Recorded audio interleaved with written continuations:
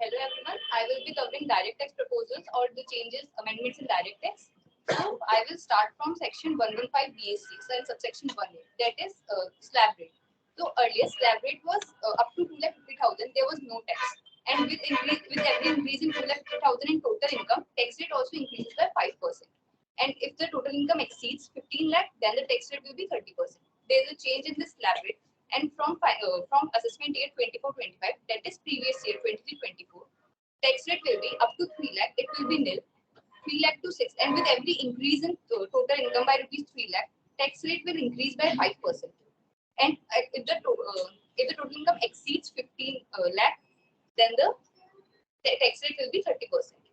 So in this rebate under 87A, earlier rebate under 87A मतलब rebate मिलती थी 87A में 5 लाख तक मिलती थी. अगर मेरी टोटल इनकम 5 लाख तक है तो मुझे उस पे 100% टैक्स मतलब पे नहीं करना होता था, 100% रिबेट थी. बट न्यू रिजीम के अंदर, सिर्फ न्यू रिजीम के अंदर इसको 7 लाख कर दिया गया है. तो अगर मेरी इनकम अब टोटल इनकम 7 लाख तक है तो भी मुझे 87A का बेनिफिट मिलेगा और 100% मेरा टैक्स पेबल मतलब रिबेट होगी 100%. और एक बार अगर मैंने इस अब मतलब जैसे पहले था जो अर्लियर लॉ चल रहा था तो उसमें ये था कि जो पुरानी वाली स्कीम है, जो अपनी ओल्ड स्कीम है, वो डिफॉल्ट थी और जो ये नई वाली रिडीम थी ये ऑप्शनल थी. बट अब ये चेंज हो चुका है. जो डिफॉल्ट स्कीम हो चुकी है वो ये 115 बीएससी सबसेक्शन 1A वाली है, ये 3 लाख वाली. और अगर कोई पर्सन ये इसमें नहीं पे करना चाहता तो वो ऑप्ट आउट कर सकता है और ओल्ड रिजीम में जा सकता है. और इसके अलावा जो न्यू रिजीम है इसमें डिडक्शन जो मिलेंगे वो है 16(1)(a) का. 16(1)(a) मतलब जो स्टैंडर्ड डिडक्शन हमें मिलता है 50,000 का सैलरी पे, वो डिडक्शन मिलेगा. उसके अलावा जो फैमिली पेंशन का डिडक्शन होता है 57(2)(a) में, जो कि है 15,000 या फिर 1/3 of the pension, whichever is low का डिडक्शन, वो भी इसमें हम क्लेम कर सकते हैं. और उसके अलावा एक अग्निवीर कॉर्पस फंड बनाया है 80 CCH सबसेक्शन 2 में. तो इसके अंदर अगर कोई भी पर्सन अगर डिपॉजिट करता है तो वो इस अमाउंट को भी एज क्लेम कर सकता है डिडक्शन की तरह. तो ये एक सेकंड, पहले तो मुझे ये बताओ किस किस को पता है यहाँ पर कि अपना टैक्स कैलकुलेट कैसे होता है. हाउ इज इट कैलकुलेटेड, कितने पर्सन्स होते हैं, कैसे कैलकुलेट होता है, एनी आइडिया? सबके लिए स्लैब है. चलो ठीक है, we'll stick to individuals right now. पहले इंडिविजुअल्स के लिए बेसिक एग्जेम्पशन लिमिट क्या थी? Any idea? 2,50,000. Very good. Rebate क्या होता है ये भी पता होगा. 5 लाख तक की नो टैक्स. ठीक, कुछ नहीं होता. 2 साल पहले एक अमेंडमेंट लाए कि हम आपके लिए न्यू टैक्स रिजीम ला रहे हैं 115 BAC. ठीक, 6 हेड्स निकाले उन्होंने. 3 लाख तक कुछ नहीं, 3 लाख तक के बाद 6 लाख तक 3 लाख का स्लैब, 5, 10, 15, 20, 25, 30 मैक्सिमम. क्या है this year they modified this. They said अभी तक डिफॉल्ट स्कीम थी कि 2.5 लाख तक वाली.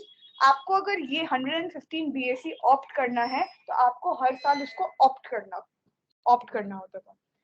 इस साल से इन्होंने इसको डिफॉल्ट स्कीम बना दी. You have to now mandatorily, आप तो इसमें हो ही हो. If you want to opt out of this scheme, आपको नॉर्मल में जाना है, 2.5 लाख वाले में जाना है. 2.5 से 5 लाख, 5 से 10 लाख एंड 10 लाख के ऊपर 30%. अगर आप उसको उसमें जाना है तो आपको 115 BAC 6 में आपको एक टिक करना पड़ेगा कि yes I want to go into the old scheme right now.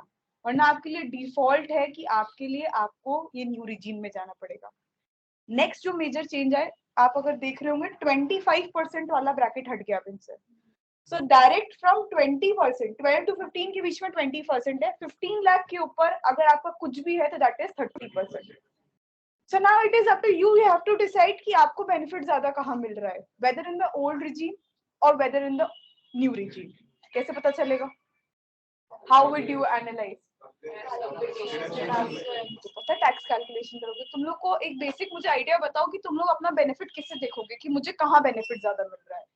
For example, आपके पास आप अपनी इनकम भरते हैं, आप डिडक्शंस क्लेम करते हैं. डिडक्शंस किस हेड में क्लेम करते हैं? 80C किसका होता है?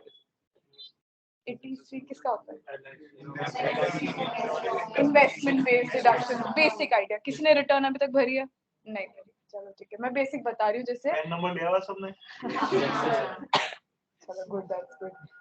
आपको 80C का डिडक्शन, मैं बेसिक से जाऊंगी। I know you have not gone into the deep ends of this कि आप रिटर्न कैसे फाइल करते हो, तो आपने अपनी इनकम भरी, आपने डिडक्शंस क्लेम किए। 80C में मैक्सिमम डिडक्शन कितना मिलता है? 1,60,000। आपने 80C पूरा क्लेम कर लिया, 80D क्लेम कर लिया। 80D किसका होता है? मेडिकल का। मैक्सिमम कितना मिलता है? 50,000। 80TTA भी आप ले सकते हो, बैंक इंटरेस्ट है ये सब का। 80G अगर आप लोग बहुत ज्यादा अर्निंग अ लॉट, डोनेशंस आप दे सकते हैं। आपने 80G क्लेम कर लिया, और जितनी भी आपने छोटी मोटी डिडक्शन, आपने हाउस प्रॉपर्टी का, आपने प्रिंसिपल का रीपेमेंट किया, वो सब 80C में आपका आ गया, ले लिया। आपने डिडक्शंस क्लेम कर लिए। यू नाउ चेक कि आपकी, अगर आपकी सैलरी इतनी आ रही है कि फर्स्ट स्लैब में जाना चाहिए कि सेकंड स्लैब, आप दोनों में कैलकुलेट करेंगे। देन यू लुक इनटू कि आपको बेनिफिट ज्यादा कहाँ हो रहा है। नॉर्मली आज के टाइम पे अगर आपके पास डिडक्शंस नहीं है, इफ यू नो डिडक्शंस, आपके लिए new regime is the best. If you have some deductions, you have investments up to 3 lakh or 4 lakh, then old regime can be opted. You have to look into it depending on what is the slab of the salary. ठीक, this is the new regime, but now this is the default scheme. You have to mandatorily opt this scheme, otherwise अगर आपको opt out करना है तो आपको वहां जाके 150 एक कॉलम आएगा, आपको वहां टिक करना होगा। For ये है जनरल इंडिविजुअल्स के लिए।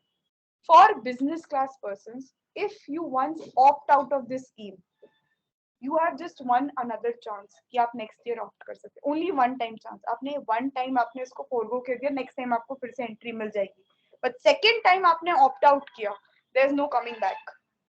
सो once you go, okay, then come back, you can go again for this new section, but twice after the second time you have no option. So for business class persons, you just have one option.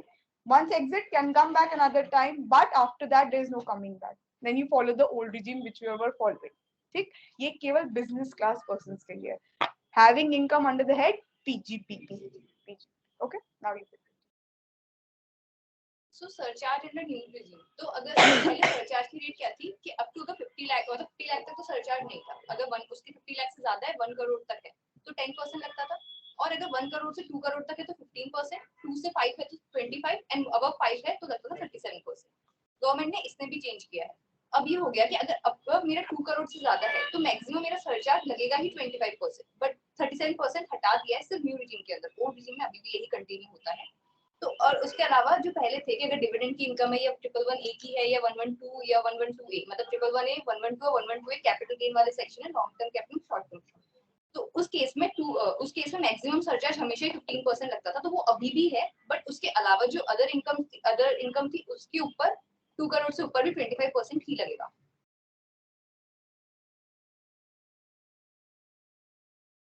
ये 30% ही रहेगी और वैसे 30% ही है। Surcharge पहले 37% था, अब 25% हो गया। एचईसी 4%। तो पहले इफेक्टिव जो टैक्स रेट थी, वही मैक्सिमम टैक्स रेट 42.74% हो जाती थी, बट सरचार्ज कम करने की वजह से 39% पे आ गया, क्योंकि 42.7 बहुत ज्यादा हो रहा था। मतलब पूरे वर्ल्ड में भी देखे तो बहुत ज्यादा टैक्स रेट था ये। उसके बाद हम ओल्ड टैक्स रेजिम की बात करें तो मैम ने ऑलरेडी कवर कर चुकी है। तो पहले जो उसमें कोई चेंज नहीं किया, वो एज इट इज ही है, बट ये जो डिफॉल्ट थी ओल्ड रेजिम, इसको अब करके हमने ऑप्शनल कर दिया है कि जिसको करना है वो ऑप्ट आउट कर सकता है। और इसके इस केस में जो 87A का जो रिबेट का बेनिफिट है वो 5 लाख पे ही मिलेगा। इसके केस में एनहांस नहीं हुई 7 लाख पे। उसके अलावा 115BAC सबसेक्शन 6 है। अगर मेरे को ऑप्ट आउट करना है, ओल्ड रेजिम में जाना है, तो मुझे 115BAC सबसेक्शन 6 में ये दिया हुआ है कि बिजनेस, जो मैंने बताया कि बिजनेस के केस में मैं सिर्फ एक बार ऑप्ट आउट करके वापस जा सकती हूँ, और अगर मेरी टीजीपी से कोई इनकम नहीं है तो उस केस में मैं हर साल एनालाइज करूंगी कि मेरे को कौन सा बेनिफिशियल है, और उसके अकॉर्डिंग मैं अपनी रिटर्न फाइल करूंगी। ये सरचार्ज केवल न्यू टैक्स रिजीम के लिए चेंज हुआ है। ओल्ड रिजीम के लिए अभी भी 37, it is 42 point. New regime में है तभी आपको लोअर डिडक्शन ऑफ 25 आपको मिलेगा, उसके अलावा कुछ नहीं है। Old regime 37% maximum, up to 5 crore के ऊपर आपकी इनकम है, 37 surcharge is the highest. New regime के लिए अब हट गया है ये स्लैब। नेक्स्ट ये था कि अब मतलब ओल्ड रिजीम में कर रहे हैं तो सरचार्ज की रेट वही लगेगी, और वही 111A और इन सब का बेनिफिट जो पहले मिलता था वो एज इट इज मिलता है।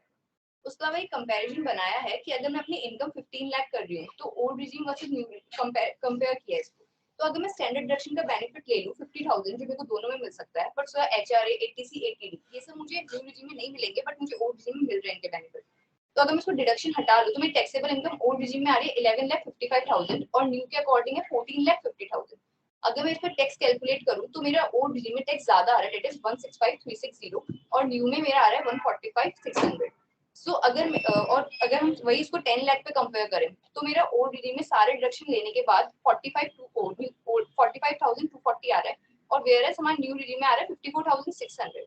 सो हम ये कह सकते हैं कि जगह जितना ज्यादा हमारी लोअर स्लैब्स हो रही है ना तो तब मेरे लिए ओल्ड रिजीम ज्यादा बेनिफिशियल है। बट अगर वो 7 लाख से ऊपर है, क्योंकि अगर 7 लाख तक है नहीं टोटल इनकम, तो मैं न्यू रिजीम में पूरा बेनिफिट ले सकती हूँ, टैक्स पे करने की जरूरत नहीं है। और जितनी ज्यादा मेरी बढ़ती जा रही है स्लैब, मतलब मेरी ज्यादा रेट बढ़ रही है, मतलब इनकम बढ़ रही है, तो मेरे लिए न्यू रिजीम ज्यादा बेनिफिशियल है। और उसके अलावा भी डिपेंड करेगा इंडिविजुअल पे कि वो कितने डिडक्शंस वगैरह क्लेम करते हैं, एनालाइज कराते हैं।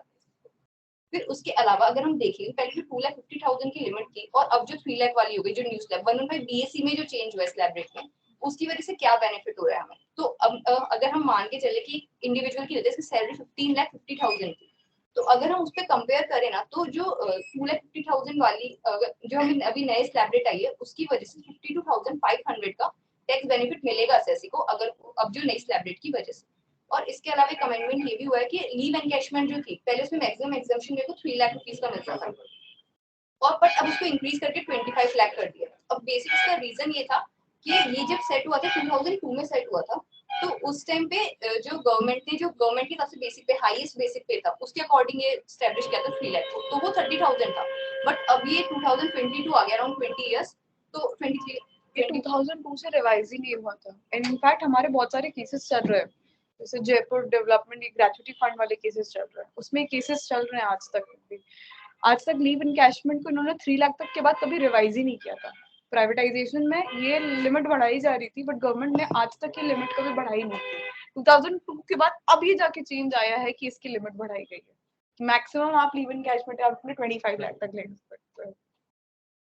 Now we will discuss about cooperative society related amendments. तो फर्स्ट अमेंडमेंट ये हुआ है कि एक नया सेक्शन इंसर्ट कर दिया, सेक्शन 115 BAE, जिसमें है कि अगर कोई कोऑपरेटिव सोसाइटी है जो कि मैन्युफैक्चरिंग में है और वो सेटअप रजिस्टर हुई है 1 अप्रैल 2023 या उसके बाद, और वो अपना बिजनेस कमेंस कर लेती है 31 मार्च 2024 तक, तो ही उसको ये बेनिफिट मिलेगा। तो उसके पर टैक्स रेट 15% की लगेगी। इससे पहले सेक्शन 115 BAD था जिसमें कोऑपरेटिव सोसाइटी को 22% का रेट था। बट हम इस 115 BAB भी अगर हम देखें तो उसमें मैन्युफैक्चरिंग कंपनीज जो होती है उनके लिए 15% की टैक्स रेट है। तो इन लाइन में लाने के लिए, मतलब कोऑपरेटिव सोसाइटी को भी सेम बेनिफिट देने के लिए सेक्शन 115 BAE बना दिया, जिसमें अब अगर मैन्युफैक्चरिंग में इन्वॉल्व है तो उनके भी 15% लगेगी। और इसमें जैसे और जो प्रोविजंस है वो सेम BAB वाले ही हैं, जैसे कि मुझे 10AA का एडिशनल डेप्रिसिएशन का 33AB जो रिलेटेड 33ABA या चैप्टर 6 के डिडक्शंस वगैरह मुझे नहीं मिलेंगे, बट उसमें मुझे 80AA का मिलेगा। ये सेम वही है जो 115 BAB वाले हैं। उसके बाद नेक्स्ट हम देखें तो वो आता है कि कैश विड्रॉल। हम सबने 194N है, टीडीएस का सेक्शन है, जिसमें अगर मैंने 1 करोड़ से ऊपर कैश विड्रॉ किया है किसी पर्सन ने तो उस पर 2% से टीडीएस कटता है, मतलब बैंक या कोऑपरेटिव सोसाइटी को काटना होता है।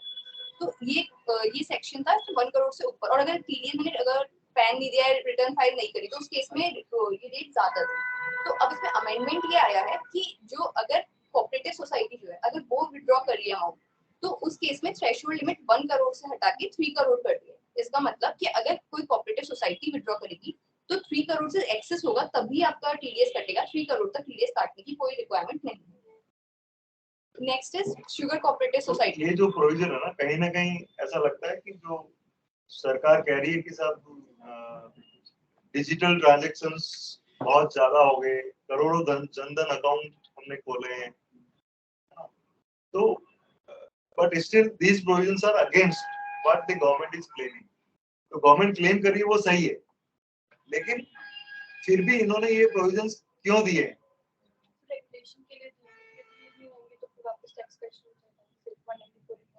कहीं ना कहीं ये पॉलिटिकली गवर्न वो है ना, कि वहां पे क्योंकि किसानों को दिक्कत होती है तो वो कि साहब हमें तो पैसा कैश में चाहिए, हम तो पैसा कैश में दे सकते हैं, हम कहाँ। तो ऐसा तो है नहीं कि आज की डेट में उनके पास में digitally they are not equipped. आज सब जगह इंटरनेट है, सब जगह 5G की बात है। But in my personal view ये क्योंकि किसानों से रिलेटेड मुद्दा है तो इन्होंने इसको थोड़ा सा लिबरल लेके और 20,000 से सीधा 2 लाख लिमिट कर दिया 269 SST में, और जो 194N जो TDS की लिमिट है उसमें उन्होंने कहा कि ये 1 करोड़ की साल भर की लिमिट के अगेंस्ट में 3 करोड़ की साल भर की लिमिट कर दी। तो ये मतलब कहीं ना कहीं हमें ये सोचने की कोशिश करनी चाहिए कि ये क्या ऐसा क्या हो गया। We should link with, apart from reading the provisions and implications and their understanding is different, but read it from the logics, यार ये क्या हुआ। तो वहां पे उन्होंने कई बार मेमोरेंडम की जो बात कर रहे हैं तो वहां तो लिख दिया कि ये वाली समस्या है इसलिए हम यहाँ पे ये लेके आए। तो मेमोरेंडम समझ रहे हैं आप, मेमोरेंडम क्या होता है? आप तो स्पीकर हैं, व्हाट इज मेमोरेंडम? ये जो बात कर रहे हैं ना, जितने भी अमेंडमेंट आए हैं ये डायरेक्ट टैक्सेस में, इनकम टैक्स में आए हैं, है ना, इनकम टैक्स एक्ट में, which has been introduced through proposed through finance bill.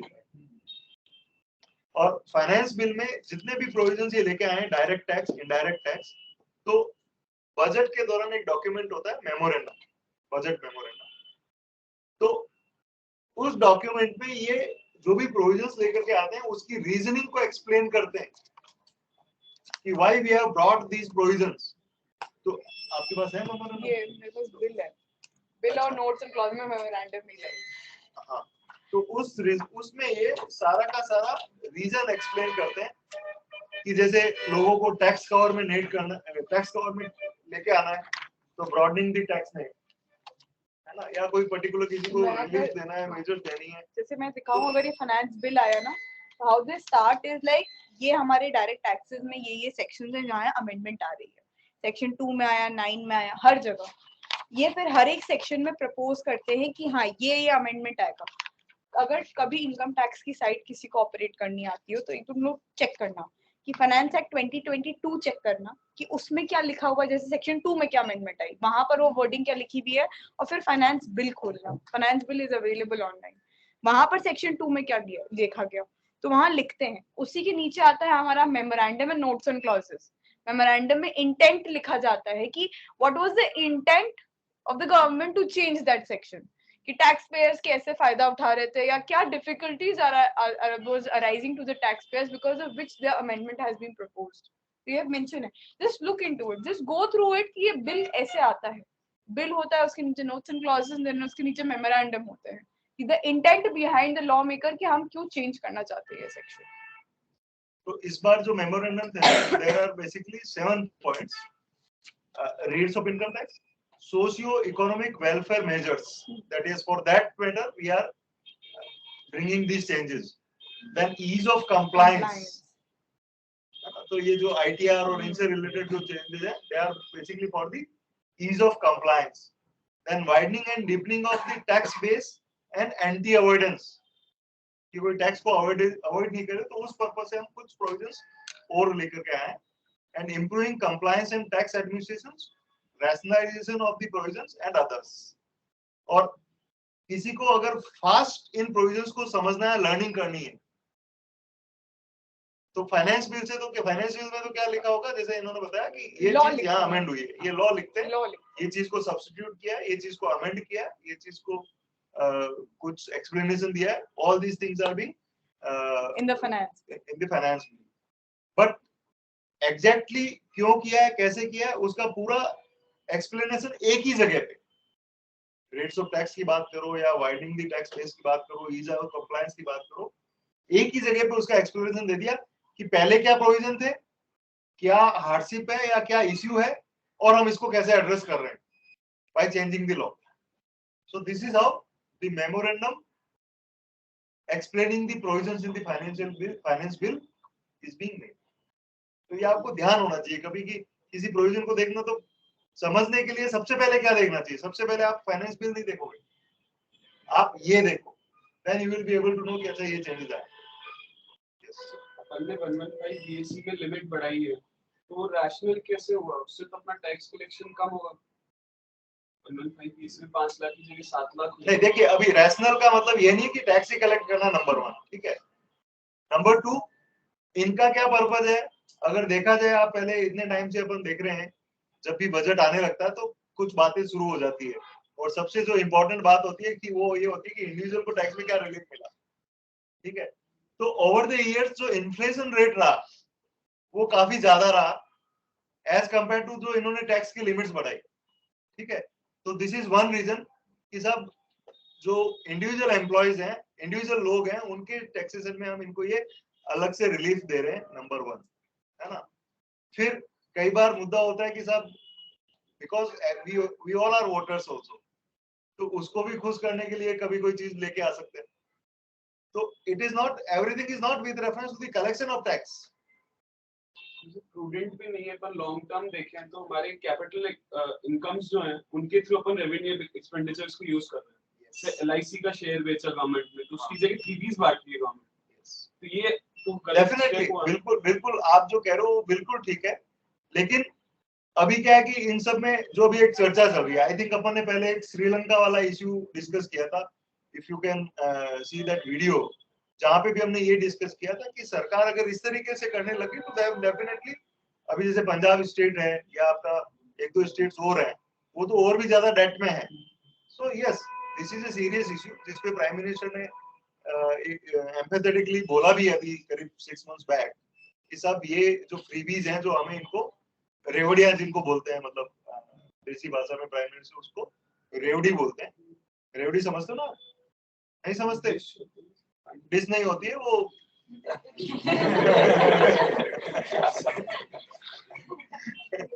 तो अब आप रेवड़ी भी नहीं समझते हो, वो कहाँ है तुम्हारा? हाँ, तू समझता है कि नहीं समझता है? अरे यार, तू भी नहीं समझता।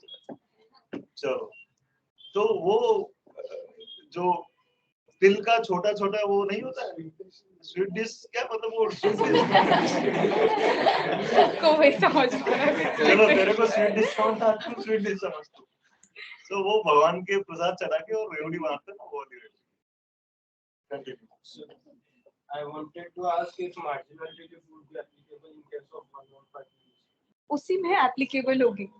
marginal relief अभी जैसे पुराने हाँ स्कीम में होगी, 5 लाख के बाद यस क्या अमाउंट है? यस, उसमें भी तो होगी। अगर इनकम अगर 7,10,000 है ना, तो आपको वो 10,000 एडिशनल टैक्स आपका ये आएगा। वो पूरा नहीं आएगा कि 5 से 7 के बीच में आपको पूरा 30 देना पड़ेगा, केवल 10,000 जो एक्स्ट्रा आ रहा है ना, उस पे आपको देना पड़ेगा, आएगा। And for your the rich are getting richer, the poor are getting poorer, the middle class is getting affected. So last 3-4 साल में मिडिल क्लास के लिए कोई भी इंसेंटिव्स नहीं आ रहे। The salaried class, they are getting, उनसे ही टैक्स कलेक्ट होता है। तो we have to collect from the tax. Collect करो जिनके पास बहुत ज्यादा हो, उनसे मत कलेक्ट करो जो एकदम नीचे हो, उनसे भी कलेक्ट करना। बट दैट डजंट मीन कि आप जो मिडिल क्लास वालों को उनको ज्यादा इतना ज्यादा हरास कर रहे हो कि उन्हीं पर सारे टैक्स रेट है। For that purpose this was the intent. एक तो वाइडन करो tax base, more people get into that कि अपने रिटर्न तो एटलीस्ट भरना चालू करें। The middle class is not just filing their returns. अब उनके लिए ease of process के लिए टैक्स स्लैब्स और कम करने के लिए, because 7 और 8 लाख, सर ने बोला इन्फ्लेशन बढ़ रहा है, तो 7 और 8 lakh is the minimum amount one can earn to earn a minimum livelihood earn करने के लिए। और आप तो उसके लिए रैशनलाइजेशन की बात करते हो, तो अगर आप देखोगे तो ओवरऑल बजट के अंदर जो इन्होंने डिस्कस किया, there is increase in overall collection. I think it is 46 lakh crore budget as last year it was what amount? तो ये काफी इंक्रीज हुआ है। I am not very sure, you can go to those figures, जिसमें corporate tax और individual tax में भी overall government का बजट इंक्रीज ही हुआ है। गवर्नमेंट का बजट में जो रेवेन्यू कलेक्शन है वो इंक्रीज ही हुआ है। एक्सपेंडिचर जो रेवेन्यू की इंक्रीज की मैं बात कर रहा हूं। कैपिटल रेवेन्यू इंक्रीज कर रहे हैं सर, एलआईसी के शेयर्स बेचे और गवर्नमेंट कंपनीज के शेयर्स बेचे, तो गवर्नमेंट पैसा दे रही है, वो लॉन्ग टर्म के लिए तो बिल्कुल सही नहीं है। बट दैट डजंट मीन कि आप एकदम, ये केवल एक बहुत छोटा सा अमाउंट है। इफ यू 9% पाई चार्ट बता, उसमें 9% 34% आपकी बोरोइंग से पैसा आ रहा है, हमारे से नहीं आ रहा है। 34% की बोरोइंग से पैसा आ रहा है जो इन्वेस्ट कर रहे हैं। 15% इनकम टैक्स से आ रहा है, और आप मैक्सिमम परसेंट आप अपने मिडिल क्लास से अर्न कर रहे हो। That is not correct. अब थोड़ा सा लॉस आपको बेयर करना पड़ेगा। इंसेंटिव मिल रहा है इंडिविजुअल का। Continue because there are a lot of other things. So moving forward, next is relief to sugar cooperatives from past demand. तो पहले ऐसा था कि गवर्नमेंट ने मतलब शुगर केन जो मतलब शुगर कोऑपरेटिव सोसाइटीज वगैरह थी, मिल्स वगैरह थी, तो वो शुगर केन लेती थी फार्मर्स से। तो उस टाइम क्या था, गवर्नमेंट ने मिनिमम प्राइस से गवर्नमेंट सेट करती कि जैसे फार्मर्स को नुकसान ना हो, तो मिनिमम प्राइस सेटअप कर रखी थी, सेट मिनिमम प्राइस। तो अगर शुगर केन जो कोऑपरेटिव मिल्स थी, अगर वो उससे ज्यादा मतलब मिनिमम प्राइस से ज्यादा भी परचेज करती थी, तो एओ उनको डिसअलाउ कर देता था एक्सेस वाला अमाउंट। तो इसको सही करने के लिए गवर्नमेंट ने इंसर्ट किया सेक्शन 36(1)(17), उसमें असेसमेंट ईयर 16-17 से। तो इसमें क्या किया गवर्नमेंट ने, बोला कि जो एक्सेस अमाउंट होगा ना, वो भी आपको अलाउड होगा कोऑपरेटिव मिल्स को, कि वो उसको डिडक्शन क्लेम कर सकती है, वो भी अलाउड एक्सपेंसेस है। और एओ को ऑर्डर दिया कि वो उसको रिकम्प्यूट करे टोटल इनकम, जो भी टोटल इनकम वापस रिकम्प्यूट करे, जो भी एप्लीकेशंस वगैरह एसएससी लगा रहा है कि अगर प्रीवियस ईयर्स में ऐसा हुआ। बट अब एक प्रॉब्लम ये आ गई थी कि अगर उसको रेक्टिफाई करना था एओ को, तो अगर हम सेक्शन 154 बोलते हैं रेक्टिफिकेशन की राइट, तो 154 में लिखा हुआ है कि मैक्सिमम 4 इयर्स तक ही रेक्टिफिकेशन हो सकता है। बट ये 16-17 में आया, तो इससे बहुत सारे प्रायर जो इयर्स थे उनका रेक्टिफाई नहीं हो पा रहा था। तो इसलिए गवर्नमेंट ने यहाँ पे अमेंडमेंट ये किया है कि 154 में जो 4 इयर्स का टाइम है ना, लिमिटेशन पीरियड, वो अब जो 1 अप्रैल 2023 से होगा। तो मतलब जो 4 इयर्स काउंट होंगे वो 16 उस साल से नहीं होंगे जब इनको डिसअलाउ किया था, वो उस साल अब 1 अप्रैल 23 से होंगे, मतलब 23-24। और अगर इन 4 साल में भी कोई एप्लीकेशन करता है ना इसके एओ को रिकम्प्यूट करने के लिए, तो वो भी अलाउड हो जाएगी। तो इसका ऑब्जेक्टिव सिर्फ इतना सा था कि जिससे कि जो कोऑपरेटिव्स वगैरह ने जो ज्यादा पैसे पे, जो उनको डिसअलाउ हो चुका है उनका एक्सपेंस वगैरह, उससे उनको रिलीफ मिल सके, और जो पास्ट में उनकी डिमांड क्रिएट हो रही है अननेसेसरीली, वो हट सके। तो ये अमेंडमेंट था। उसके बाद हम बात करेंगे बिजनेस रिलेटेड अमेंडमेंट्स की। तो इसमें सबसे पहला अमेंडमेंट हुआ है 43B जो micro small and medium enterprises है, उनको गवर्नमेंट हमेशा इनको सपोर्ट करती है, क्योंकि स्मॉल बिजनेसमैन वगैरह होते हैं तो इनको सपोर्ट करती है। तो इनके लिए ही ये अमेंडमेंट हुआ है कि अगर जो नॉर्मल क्या करते बिजनेसमैन अगर परचेज करते थे, तो अक्रूवल बेसिस पे उसको क्लेम कर लेते थे जो भी एमएसएमई का पेमेंट। पर गवर्नमेंट ने अमेंड कर दिया कि एमएसएमई का जो पेमेंट है ना, वो भी 43B के अंदर आएगा। और 43B में कवर होगा इसका। 43B क्या होता है, एक्चुअल पेमेंट बेसिस पे। तो मुझे डिडक्शन तभी मिलेगा जब मैंने उसको एक्चुअली पे किया है। तो अब ये हो गया कि अगर एमएसएमई को वो पे नहीं करते, मतलब अगर तो वो उनको एक्चुअली पे नहीं करते, तो वो क्लेम भी नहीं कर सकते डिडक्शन। तो इससे ये होगा कि एमएसएमई को सपोर्ट मिलेगा, क्योंकि उनके पेमेंट अटकेंगे नहीं। तो अगर हम एमएसएमई एक्ट पे जाएं, तो उसमें लिखा हुआ है कि अगर कोई रिटर्न एग्रीमेंट हुआ है परचेजर और एमएसएमई उसके बीच में, तो अगर वो तो 45 डेज से ज्यादा नहीं हो सकता कि पेमेंट का टर्म्स। और अगर कोई एग्रीमेंट नहीं है, तो हम मानेंगे कि 15 डेज में पेमेंट करना है। तो इसमें हम 3 चीजें देखें। इसको पहले 43B में कवर कर लिया, तो एक्चुअल पेमेंट बेसिस पे डिडक्शन अलाउ होगा। दूसरा ये है कि 43B में प्रोवाइजो था कि अगर आपने रिटर्न फाइलिंग की ड्यू डेट से पहले भी उसको कर दिया पेमेंट, तो भी आप उसको क्लेम कर सकते हो। बट एमएसएमई इस वाले ये प्रोवाइजो एप्लीकेबल ही नहीं है एमएसएमई के केस में। मतलब अगर मैंने उसके बाद किया है, मतलब जैसे मान लो 22-23 का एग्जांपल लेते हैं, इसका रिलेटेड एक्सपेंस था, बट मैं उसको पे कर रही हूँ सितंबर में, मतलब अगस्त, मतलब जुलाई अगस्त में, before due date of filing return से पहले भी कर रही हूँ, तो भी मुझे इसका बेनिफिट नहीं मिलेगा। ये बेनिफिट मुझे उस साल में मिलेगा प्रीवियस ईयर 23-24 में, जिसमें मैंने एक्चुअल पे किया। अब इसमें एक और पॉइंट ये है कि एमएसएमई एक्ट की जो लिमिट है, मतलब इसका इंप्लीकेशन ये है कि जो लिमिट 45 डेज की लिमिट है अगर एग्रीमेंट रिटर्न में है, और नहीं तो 15 डेज की जो लिमिट है, अगर इससे एक्सीड हो रहा है तो ही वो डिसअलाउ होगा। जैसे मैं एग्जांपल लेके समझाऊं, मैंने सपोज 1 मार्च को कुछ परचेज किया है, मैं 45 डेज की लिमिट मान रही हूँ, तो इसकी अराउंड 14 अप्रैल को जाके ये एक्सपायर हो जाएगी, मतलब मेरे को 14 अप्रैल तक पे करना है। तो अगर मैंने 10 अप्रैल को भी पे कर दिया, तो भी ये फाइनेंशियल ईयर 2023 में मैं क्लेम कर सकती हूँ कि with in the limit of 45 days. But अगर मैं 16 या 17 अप्रैल को कर रही हूँ, तो मुझे 23-24 में इसका बेनिफिट मिलेगा। मैं अभी डिडक्शन क्लेम ही नहीं कर सकती, क्योंकि ये एक्सीड कर गया लिमिट। तो ये अमेंडमेंट था। फर्दर स्टार्टअप को रिलीफ दिया है। तो इसमें ये पहले था कि जब हम स्टार्टअप के केस में अगर हमें 79 सेक्शन बोलता है कि हमें क्लेम करना है लॉस को, तो हम कैसे करते हैं?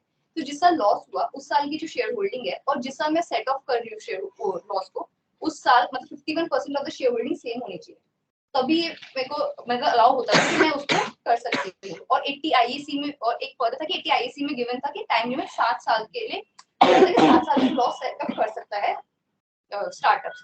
तो इसमें 2 चेंजेस हुए हैं। पहला, जो 7 इयर्स की लिमिट है इसको कर दिया है 10 इयर्स, मतलब और 10 इयर्स की है। और जहाँ पे 51% वाली शेयर होल्डिंग की लिमिट थी ना, जो कंपल्जन था, वो भी हटा दिया। मतलब अगर मेरी 51% नहीं हो रही शेयर होल्डिंग है, उससे कम हो चुकी है, तो भी मैं 10 इयर्स तक कर सकती हूँ लॉसेस सेट ऑफ।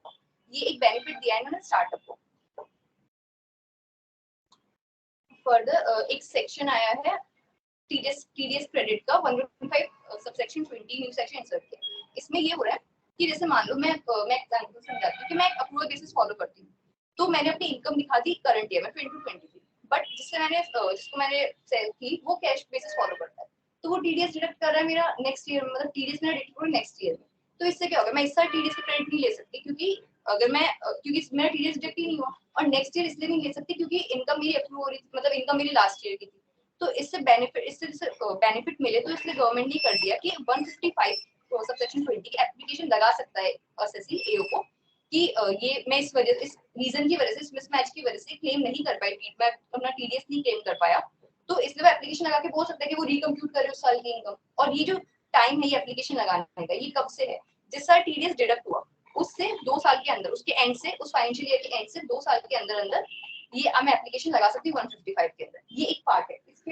इसके अगेंस्ट 154 भी है। 154 में रेक्टिफिकेशन होता है, तो एओ खुद भी रेक्टिफाई कर सकता है इसको। और जो रेक्टिफिकेशन में जैसे मैंने बताया कि 4 ईयर का पीरियड होता है, 4 साल तक, 4 साल के अंदर रेक्टिफाई करना होता है, तो वो 4 ईयर का पीरियड भी तब वो end of the financial year के एंड से काउंट होगा जब जिस साल टैक्स डिडक्ट हुआ है।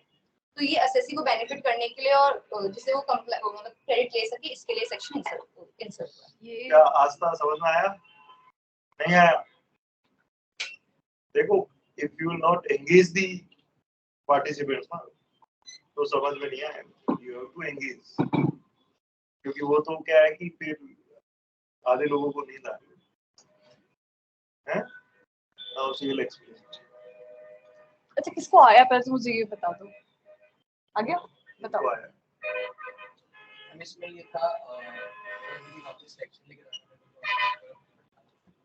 इसके अंदर हम ये था कि जो पीरियड मिसमैच की वजह से जो टीडीएस मतलब मेरी इनकम लास्ट मतलब ईयर 22 to 23 की थी, और उसका अपन माने कि टीडीएस मेरा 23-24 में कटा, तो पीरियड मिसमैच की वजह से एओ उसको मतलब वो हमारा क्रेडिट नहीं मिल हाँ, उसका वो डिसअलाउड हो जाता था। डिसअलाउ नहीं होता। देखो होता क्या है, आज मैंने अपनी इनकम बुक कर दी। Want to say something? अगर इसमें 2 बेसिस बोले, अगर मैं अक्रूवल पे फॉलो कर रही हूँ पर सामने वाला जो है वो कैश पे कर रहा है, तो मेरे को अक्रूवल पे अलाउड होगा, तो मतलब उसने कैश पे करा तो अगले साल शो करेगा, मेरे को इस साल नहीं मिल पाएगा डिडक्शन उसका। मैं इसको और सिंपल में बताऊं, मेरे को कोई इनकम हुई, somebody has made a payment to me, TDS deduct करना था उसको, पर उसने इस साल ना डिडक्ट करके कमिंग ईयर्स में डिडक्ट किया। हमने अपनी रिटर्न इनकम भर दी, मैंने अपनी 100 रुपए की इनकम भर दी, 10 रुपए टीडीएस कटना चाहिए था, मैंने तो 100 रुपए पे अपना टैक्स भर दिया, बट मुझे उस 10 रुपए का क्रेडिट नहीं मिला क्योंकि मेरा टैक्स ऑलरेडी कट चुका है। तो नेक्स्ट ईयर क्या होता था, a used to deny the fact कि आपको क्रेडिट किस चीज का मिले, नेक्स्ट ईयर में क्यों दूं आपको क्रेडिट, इनकम की तो उस साल की थी, एक साल पहले की इनकम थी, दूसरे साल में क्रेडिट क्यों दूं। तो these were the practical difficulties जो एक एम्प्लॉय या कोई भी पर्सन फेस कर रहा था। तो इस सेक्शन में अमेंडमेंट लेके आए कि जिस दिन उसने आपको टीडीएस डिडक्ट किया ना, आप 2 साल के अंदर, मतलब सामने वाले पर्सन ने नेक्स्ट ईयर डिडक्ट किया, वो 2 साल तक आप एओ को, AO is the assessing officer जिस पे आपका केस चल रहा है, जो जुरिसडिक्शनल एओ होता है, हर एक पर्सन का एक जुरिसडिक्शनल एओ फिक्स होता है। आप उसको एक एप्लीकेशन लिख सकते हो, sir I have shown this income in this year but my TDS was not deducted, it is deducted later on, आप इस साल मुझे क्रेडिट मुझे दीजिए, या तो उस साल की रिवाइज करिए कंप्यूटेशन, या तो नेक्स्ट ईयर मुझे इस चीज का क्रेडिट देना चाहिए। This is the application which can be made to the AO for the next 2 years, जिस दिन उसका डिडक्ट हुआ है, so that you can get the credit। अभी ये मिसमैच हो रहा था, क्रेडिट्स नहीं मिल रहे थे, तो this was the practical difficulties, उसके लिए ये सेक्शन, ये अमेंडमेंट लेके आए थे। ओके, सो अब नेक्स्ट है प्रिजम्पटिव टैक्सेशन स्कीम्स है, उसके लिए थ्रेशोल्ड कर चुकी है 44AD में। जो हम पहले थे तो लिमिट मतलब 44AD जैसे हम बताए, इंडिविजुअल एचएफ और पार्टनरशिप फर्म या मतलब अदर देन एलएलपी को ये बेनिफिट मिलता था कि अगर वो कैरी कर रहे हैं क्लाइंट हायरिंग या लीजिंग गुड्स कैरेज का, तो उनको ये डिडक्शन का बेनिफिट, मतलब सॉरी उसके अलावा अगर अदर देन इसके अलावा कोई बिजनेस कैरी कर रहे हैं जो 44AD में कवर है, तो फिर उनको ये बेनिफिट मिलता था। तो उनको प्रिजम्पटिव टैक्सेशन पे देना पड़ता था 8% ऑफ पीजीबीपी इनकम, और अगर वो उससे कर रहे हैं मतलब उनको नॉन कैश बेसिस है तो फिर वो 6% पे अकाउंट पे चेक से कर रहे हैं तो 6% भी कर सकते हैं। तो ये लिमिट थी 2 करोड़ तक। अब इस लिमिट को एक्सीड कर दिया है 3 करोड़ पे, बट इसमें कंडीशन और ऐड कर दी है कि मेरा कैश टर्नओवर है जो वो 5% ऑफ फूड टर्नओवर से ज्यादा नहीं होना चाहिए। जो हम ऑडिट वाले केस में चेक करते हैं 95% वाली चीज, वो सेम इसमें भी ऐड कर दी। और सेम ऐसा ही अमेंडमेंट लाए हैं 44AD में। जो प्रोफेशनल्स के लिए था वो पहले थी 50 लाख का था, उसको इंक्रीज करके इन लोगों ने 75 लाख कर दिया, और सेम कंडीशन ऐड कर दी कि जो मेरा रिसिप्ट है, कैश में जो रिसिप्ट है वो 5% से ज्यादा नहीं होनी चाहिए। और इसमें एक और चीज है कि चेक मतलब रिसिप्ट अगर मेरे को चेक या बैंक ड्राफ्ट से हो रही है, मतलब चेक अगर अकाउंट पे के अलावा कोई और चेक है तो उसको कैश ही माना जाता है, सिर्फ अकाउंट पे चेक अलाउड। प्रिजम्पटिव इनकम की रेट क्या होती है 44 AD में? 8% एंड 8% किस केस में और 6% किस केस में? तो मतलब एक साल में अगर मेरी कैश भी हो रही है और चेक भी हो रहा है तो मैं दोनों ले सकती हूँ कि कैश के लिए 8% और उसके लिए 6%, कि केवल 6 लेना है या केवल 8 लेना है? दोनों ले सकते हैं, दोनों। जितना आपका चेक का ट्रांजैक्शन है उसके लिए 6%, जितना आपका कैश का ट्रांजैक्शन है उसके लिए 8%, दोनों जा सकते हैं। 44 ADA की क्या लिमिट है? 50% ऑफ द टोटल रिसीट्स, उसमें ऐसी कोई लिमिट नहीं है, उसमें डायरेक्ट आपको 50%। ADA किसके लिए होता है? जो कहाँ मेंशन होते हैं? 44AA में, जो बुक्स ऑफ अकाउंट्स मेंटेन करने के लिए सेक्शन है, वहां पर प्रोफेशनल्स मेंशन्ड है, उनके लिए 44 ADA है और 44 AD बिजनेस क्लास के लिए। नॉन रेसिडेंट्स में भी अमेंडमेंट हुआ है। जो हमारा सेक्शन था 56 सबसेक्शन 2 7B, उसके पहले उसमें ये था कि क्लोजली हेल्ड कंपनी के केस में लगता है तो अगर वो शेयर इशू करती है एट अ प्राइस जो कि फेयर वैल्यू से भी ज्यादा है तो जो एक्सेस पार्ट है जो एक्सीड कर रहा है फेयर वैल्यू को, उस पे लगता था मतलब उसमें वो टैक्सेबल होता था। पर इसमें अगर हम एक पूरा सेक्शन पढ़े तो इसमें ये लिखा हुआ है कि पर्सन बीइंग अ रेसिडेंट, अगर कोई पर्सन बीइंग अ रेसिडेंट से अगर उसको कोई पैसे मिलते हैं, मतलब receive from any person being a resident, तो इस यहाँ पे सिर्फ बीइंग अ रेसिडेंट लिखा हुआ था। तो इससे कंफ्यूजन होती है कि नॉन रेसिडेंट अगर मुझे दे रहा है पैसे, मतलब अगर मेरे को किसी क्लोजली हेल्ड कंपनी को नॉन रेसिडेंट से रिसीव हो रहा है तो वो इसमें कवर नहीं हो पा रहा था।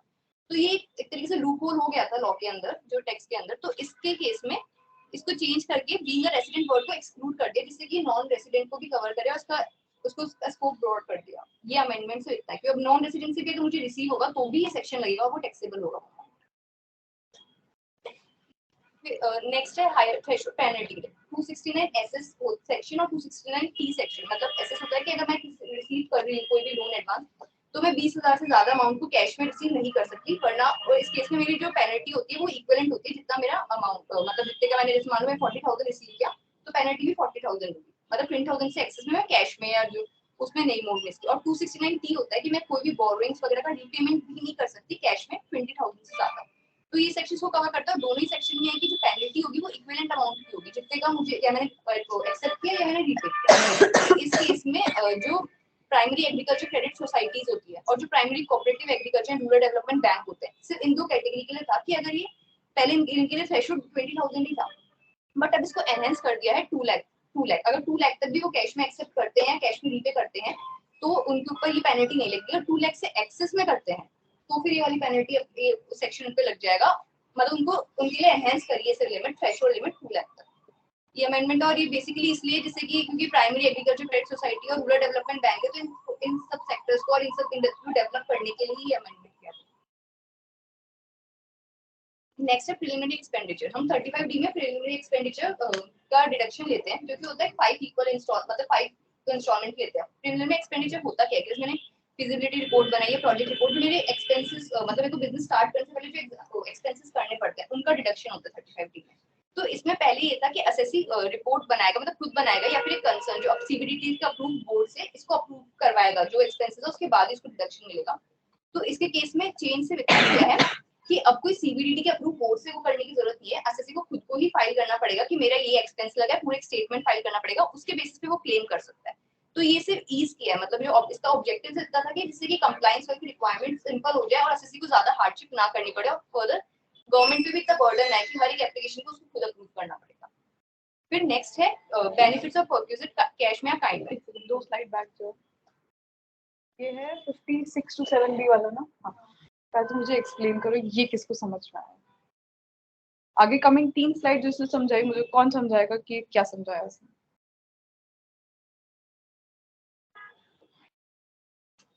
तो आंखें खोल के सो रहे हो तुम यार।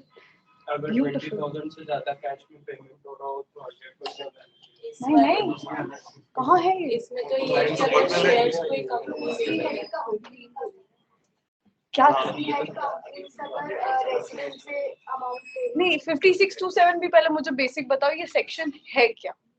हम कोई प्राइवेट कंपनी अगर किसी रेजिडेंट को अपने शेयर्स इशू कर रही है और उसका जो इशू प्राइस है वो अगर एफएमवी से एक्सीड कर रहा है और वो प्रीमियम पे भी है, मतलब प्रीमियम पे ही है तो मतलब एक्सीड कर रहा है, जितना ज्यादा एक्सीड कर रहा है। अमाउंट जो एक्सीड कर रहा है वो टैक्सेबल अमाउंट कंपनी के लिए होता है। ठीक, कि किस सेक्शन में टैक्स हो रहा है? ये अभी एडमिट हुआ है ना, और आप लोगों को 1 साल हो गया है, तो ये मान के चलो कि जो नए लोग आएंगे ना वो आपसे ज्यादा स्किल्ड रहेंगे। तो now it is up to you कि मैं क्या बोलना चाह रहा हूँ, है ना। ये दोनों लगातार बोल रहे हैं, आप लोग नहीं बोल रहे। तो होता ना कि जो जो बच्चा बड़ा होता रहता है तो वो थोड़ा सा हेजिटेट करने लग जाता है। मैं नहीं कह रहा हूँ कि आपको आ नहीं रहा है, बट आप हेजिटेट कर रहे हो। यू शुड थिंक, है ना। ये तो अभी तो 3-4 ही है, पूरे हो गए तो आप लोग वो टिकने नहीं देंगे, हैं? कंटिन्यू। क्लोजली हेल्ड कंपनी जब भी अपने शेयर सब्सक्राइब कर इशू करती है, अगर वो अपने जितनी उसकी बुक वैल्यू उसके ऊपर फेयर मार्केट वैल्यू के ऊपर कुछ भी इशू करती है, तो एक 111 यू है। पहले तो कैलकुलेट की जाती है कि आपकी एक्चुअल में शेयर की प्राइस क्या होनी चाहिए। 10 रुपए होनी चाहिए, आपने 20 रुपए की, वो 10 रुपए पे टैक्स दिया जाएगा under the head income from other sources. पहले केवल रेसिडेंट था इसमें, अब नॉन रेसिडेंट को भी इंक्लूड किया। So if any non resident subscribes to your share and it is in excess of what the fair market or value of the share is, आपको income from other sources में tax देना पड़ेगा।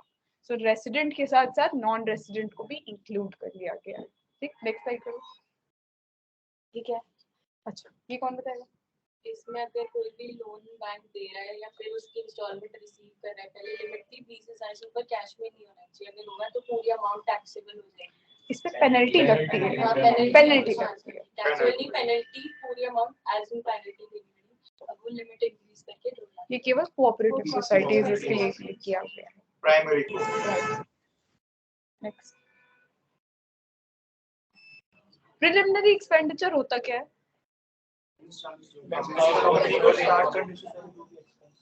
वो कितने सालों में मिलता है आपको खर्चा? 5 इयर्स में मिलता है। ठीक, वो खर्चा कैसे कैलकुलेट करते हैं? यहाँ पर एसएससी के पास भी कहा कि आप खुद से करो या कोई थर्ड पार्टी आके आपको करिए, बट थर्ड पार्टी के केस में होता था, if third party is measuring कि आपको इतना प्रोजेक्ट रिपोर्ट में खर्चा है, इतना प्रिलिमिनरी खर्चा है, तो आपको अप्रूवल लेना होता था सीपीटीटी से कि हाँ यार दिस अमाउंट इज करेक्ट। अब उन्होंने कंप्लायंसेस इजी कर दिया, एसएससी खुद ही अपना असेस करे उसका इतना खर्चा हुआ है, एक रिपोर्ट फर्निश करे जो अभी तक प्रिस्क्राइब नहीं किया गया है, रिपोर्ट फर्निश करके वो एओ को सबमिट कर देगी और आपको 35D का एक्सपेंडिचर मिल जाएगा। ठीक, वो वही चीजें बता रही है, जस्ट ओपन योर इयर्स, सुनने की कोशिश कर लो थोड़ा बहुत। एक्चुअली वो बोल वही रही है जो इसने बोला है। हाँ, बट आप क्या इनको वेटेज नहीं दे रहे? आप सुन ही नहीं रहे, वो बोल रही हो एग्जैक्टली, तुम लोग की शक्लों पे दिख रहा है, you guys are blank right now. Blank मत रहो, सुनो मतलब, तो। और मैं आपको बताता हूँ कि ये क्लास जो है पूरे साल की सबसे बढ़िया और इम्पोर्टेंट क्लास होनी चाहिए, सबसे इम्पोर्टेंट क्लास है ये। लेकिन आपको क्या लग रहा है कि 1 घंटे पहले आज तो हम ऑनलाइन अटेंड करने वाले थे, अचानक से बुला लिया क्या? तो ये है ऑनलाइन वाले भी तो मजे चल ही रहा है। ऑनलाइन वाले भी मजे कर रहे हैं, बट अभी ये जब जाएंगे तो उनको शायद आई बिलीव कि they will not be like them, है ना, क्योंकि इन लोगों को पूरी ट्रेनिंग दी है। अभी देखते हैं इस ट्रेनिंग में मैं कितना सक्सेस होता हूँ। सो ये जो आपका फीलिंग है ना कि कैसे मैं स्किप कर जाऊं, है ना, to be blunt on this aspect, इस फीलिंग को आप खत्म करो अपने आप में से। क्योंकि आपको क्या लगता है, अरे यार 1 घंटा अननेसेसरी अपन क्यों क्लास ऑनलाइन कर लेंगे तो थोड़ा सा एंजॉय कर लेंगे, या नहीं भी करेंगे, घर के काम कर लेंगे, गाने सुन लेंगे, है ना। तो इसको आप स्किप करो। और कहीं ना कहीं आज आपका जो क्लास का माहौल मुझे लग रहा है ना, वो यही लग रहा है, you are not fit today to hear.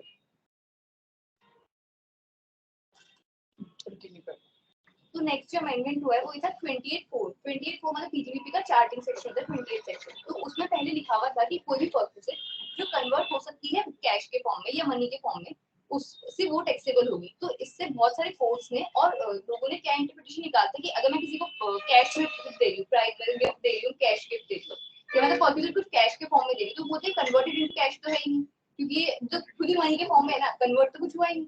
तो इस केस में तो ये सेक्शन लगेगा नहीं और ये टैक्सेबल नहीं होगा। तो ये वाली थी, और बहुत सारे कोर्ट्स ने भी ये इंटरप्रिटेशन निकाला था इसका। तो इसको क्लैरिफाई करने के लिए इसमें सेक्शन में इंक्लूड कर दिया कि वो परक्यूजेड इन कैश के फॉर्म में हो, मतलब कन्वर्टेड इनटू कैश हो या कैश भी हो, तो भी दोनों टर्म्स इंक्लूड होंगे। और अगर किसी को याद हो, रिसेंटली लास्ट ईयर अमेंडमेंट हुआ है, नया वो टीडीएस का सेक्शन इंसर्ट हुआ है 194R, जो कि कोई बताएगा? ओके, मतलब तो 194R है कि परक्यूजेड अगर मैं 20,000 से ज्यादा है तो उस पे टैक्स लगता है, मतलब उसमें 10% की रेट से टैक्स काटना पड़ेगा। अगर मैं मतलब जैसे मेरे को अगर मेरा एम्प्लॉयर 20,000 से ऊपर का कुछ भी दे रहा है, चाहे कैश में दे या काइंड में दे, तो उस दोनों ही केस, उस केस में अगर वो 20,000 से एग्रीगेट में 20,000 से ज्यादा हो रहा है पूरे साल में, तो उस पर 10% की रेट से टैक्स कटेगा, बेसिक प्रोविजन लेगी। तो उसमें कैश वर्ड रिटन था, बट उसको और क्लैरिफाई करने के लिए उसमें एक एक्सप्लेनेशन और इंसर्ट कर दिया यही सेम चीज का, कि चाहे आप कैश में दो या फिर आप कन्वर्टेड इनटू कैश, दोनों के केस में ही ये टैक्सेबल होगा। ठीक है, अगर मैं एक्सपोर्ट प्रोसीड्स, मतलब मैंने अगर एक्सपोर्ट किया है, तो एक्सपोर्ट के केस में पहले से इनकम टैक्स में ये मेंशन 10AA का मुझे एग्जम्पशन लेना होता है और डिडक्शन लेना होता है। तो 10AA में ये था कि आपको रिपैट्रिएट इनटू इंडिया करना पड़ेगा, बट रिपैट्रिएट इनटू इंडिया कब तक, ऐसा कुछ क्लैरिफाई नहीं किया था। तो उसके लिए था कि ऐसे बस हो रहा था कि कभी भी कोई भी ला रहा था, और मतलब ऐसा कुछ गवर्नमेंट इस पे वो नहीं रख पा रही थी, मतलब गवर्नमेंट को कंट्रोल नहीं कर पा रही थी। तो इसलिए इसमें इंसर्ट कर दिया कि 6 मंथ्स के अंदर आपको अगर आप 6 मंथ्स के अंदर उसको लेके आते हो विद इन इंडिया, तो भी आपको ये तो आपको 10AA का डिडक्शन मिलेगा। अब रिपैट्रिएट इनटू इंडिया का मतलब ये नहीं है कि मेरे पास किसी इंडिया के बैंक अकाउंट में आना चाहिए। अगर किसी बाहर फॉरेन बैंक अकाउंट में, जो स्पेशली मैंने इस पर्पस के लिए खोला है और जो आरबीआई से परमिशन लेके, तो उस अकाउंट में भी आ जाता है, चाहे वो अकाउंट इंडिया के बाहर भी नहीं मेंटेन हो रहा, तो भी हम मानेंगे कि वो रिपैट्रिएट टू इंडिया हो चुका है। और ये इसका ऑब्जेक्टिव यही था कि जिससे रेमिटेंस टाइमली है, वरना ऐसे बहुत डिले होता था कि बाहर से कि हम एक्सपोर्ट करते हैं तो उससे वापस इंडिया में पैसे लाने में बहुत टाइम लगता है। तो गवर्नमेंट ने लिमिट ही डाल दी 6 मंथ्स। फिर नेक्स्ट अमेंडमेंट है 44BB और BBB। कोई बताएगा 44BB और BBB सेक्शन, किसी को आइडिया है? ये सेक्शन है नॉन रेसिडेंट के लिए है, जैसे प्रिवेंटिव टैक्सेशन की स्कीम हमारे लिए है, मतलब रेसिडेंट वगैरह के लिए, वैसे 44BB और BBB नॉन रेसिडेंट के लिए है, जिसमें फॉरेन कंपनी और नॉन रेसिडेंट एसएससी, मतलब जैसे 44BB कहता है कि नॉन रेसिडेंट एसएससी ने अगर प्लांट एंड मशीनरी हायर किया, मतलब ये सब सर्विस अगर वो बिजनेस कर रहे हैं इनका, तो उस केस में वो प्रेजेंटिव इनकम टैक्स दे सकता है। और प्रेजेंटिव इनकम क्या होती है हमारी 10%, जो अमाउंट उसका पीजीबीटी का है ना, उसको कुछ कैलकुलेट नहीं करना, सीधा 10% लेगा, 10% पे टैक्स देगा। और अगर हम और उसके बाद जैसे ये बेनिफिट भी होता है कि अगर वो चाहता है तो प्रॉपर बुक्स ऑफ अकाउंट्स वगैरह मेंटेन कर ले, और उसके अलावा प्रॉपर बुक्स मेंटेन करके उसकी ऑडिट करा के जो टैक्स बनता है वो भी दे सकता है। तो ये दोनों ऑप्शन अवेलेबल थे नॉन रेसिडेंट के पास। तो अब इसमें प्रॉब्लम ये हो रही थी कि अगर नॉन रेसिडेंट्स क्या, मतलब इसमें जो थे एसएससी वो क्या कर रहे थे कि जिस साल उनके प्रॉफिट ज्यादा हो रहे थे, मतलब हाई प्रॉफिट हो रहे थे, उस साल तो वो दिखा रहे थे उसको प्रिजम्पटिव में, और जिस साल लॉस हो रहे थे उनके, तो उस साल वो लोग proper books of account maintain करके इसको ले लेते, मतलब उसका एक बेनिफिट ले लेते थे, लॉसेस क्लेम करते। और इस सेक्शन में ना कहीं पे भी ये क्लियरली मेंशन नहीं था, जैसे अपने वाले जो इंडिया के मतलब रेसिडेंट के लिए जो सेक्शन है प्रिजम्पटिव वाला, उसमें ये मेंशन कर रखा है कि जो ब्रॉड फॉरवर्ड लॉसेस होंगे या अनएब्जॉर्ब्ड डेप्रिसिएशन का बेनिफिट नहीं मिलेगा, बट इन सेक्शन में कहीं पे भी ये मेंशन नहीं था। तो इससे ये लोग इसका लॉसेस का बेनिफिट भी ले लेते थे, और साथ में मतलब अपने का भी फायदा ले रहे थे और लॉसेस का भी फायदा ले रहे थे। तो इसलिए गवर्नमेंट ने इसमें बस इतना अमेंडमेंट किया है कि जो अगर मैं प्रिजम्पटिव वाले में जा रही हूँ तो अनएब्जॉर्ब डेप्रिसिएशन और ब्रॉड फॉरवर्ड लॉस का बेनिफिट मुझे नहीं मिलेगा, ठीक है। और अब इसमें ये आ गया कि अगर अनएब्जॉर्ब डेप्रिसिएशन तो ठीक है, वो लाइफ टाइम अवेलेबल होते हैं, but brought forward loss 8 years के लिए अवेलेबल होते हैं। तो जो पीरियड है ये जो जिस साल में नहीं ले पाई, ये भी 8 इयर्स में काउंट होगा, मतलब ऐसा नहीं है कि 8 इयर्स फिर इसके अलग से मिलेंगे, प्रेजेंटिव वाले भी काउंट होगा। फिर नेक्स्ट है अंडर वैल्यूएशन इन्वेंटरी, मतलब बहुत से केसेस होते हैं कि जब अपन मतलब एसएससी बोल देता है कि इन्वेंटरी हमारी ऑब्सोलीट हो गई, उसकी वैल्यू है मतलब 1 करोड़, वो बोलते हैं ऑब्सोलीट इन्वेंटरी, अब ये सेल नहीं हो पा रही तो इसमें 50% मानूंगा, 50 लाख, तो ऐसे करके अपने क्लोजिंग स्टॉक को अंडर वैल्यू करता था। अब अपन अगर पीएनएल का ट्रेडिंग पेन पीएनएल का फॉर्मेट देखें तो अगर जितना क्लोजिंग स्टॉक मेरा कम होगा उतना प्रॉफिट कम होगा, और उतना ही मुझे टैक्स कम देना पड़ेगा। तो इससे क्या होता है, ये लोग अपनी इनकम हाइड करने के लिए वो मतलब इनकम हाइड करने के लिए अंडर वैल्यू कर रहे थे इन्वेंट्री को। तो अब ये कर दिया कि 142 में अमेंडमेंट किया, ये कोई नया सेक्शन इंसर्ट हुआ, सिर्फ अमेंड किया है 142 सेक्शन में, जिसमें ये कर दिया कि अगर एओ को असेसमेंट के टाइम पे लग रहा है कि इन्वेंट्री अंडर वैल्यू है तो वो असेसी को बोल सकता है। एओ असेसिंग ऑफिसर होता है, हम रिटर्न फाइल करने के बाद मतलब हमारी एक जैसे मैंने बताया कि एक पर्टिकुलर एओ होता है असेसिंग ऑफिसर, तो वो इन्वेंट्री अगर उसको लगता है कि अपनी इन्वेंट्री गलत शो करिए तो आपको बोलेगा कि आपको कॉस्ट अकाउंटेंट से अपनी इन्वेंट्री की वैल्यूएशन अपना वैल्यूएशन करवाना है। और कॉस्ट अकाउंटेंट भी नॉमिनेट करती है पीसीसीआईटी, ये अलग अलग इनकम टैक्स में होती है। जैसे principal chief commissioner of income tax highest post होती है, फिर CCIT chief commissioner of income tax, तो ये अलग अलग लेवल है, ये सारे एओ से मतलब अबव लेवल के पोस्ट होते हैं। तो प्रिंसिपल कमिश्नर पीसीआईटी सीसीआईटी और इन सब से अगर इनका प्रूव किया हुआ, इनका नॉमिनेट किया हुआ कॉस्ट अकाउंटेंट ही मेरी इन्वेंट्री को वैल्यू करेगा और मेरे को उसका तो वो रिपोर्ट देगा। अब ये जो अगर कोई कॉस्ट अकाउंटेंट करेगा तो पॉइंट आता है कि इसका मतलब जो एक्सपेंस होगा वो बेयर कौन करेगा, सेंट्रल गवर्नमेंट या एसएससी। तो सेंट्रल गवर्नमेंट ने कहा है कि मतलब ये है कि ये भी सेंट्रल गवर्नमेंट ही बेयर करेगी, जो कॉस्ट एसएससी को बेयर करने की कोई जरूरत नहीं है। और उसके अलावा ये है कि मतलब ये जब ऑप्शन देगी गवर्नमेंट, ये मतलब एओ जो बोलेगा आपको इन्वेंट्री को वैल्यूएशन करने के लिए, तब वो एक बार एसएससी को बीइंग हर्ड मतलब अपॉर्चुनिटी ऑफ बीइंग हर्ड भी देगा कि अगर एसएससी को अपने इस रिलेशन में कुछ कहना है या उसने अगर कोई पहले से ही करवा रखा है तो वो इस अर्न बता सकता है।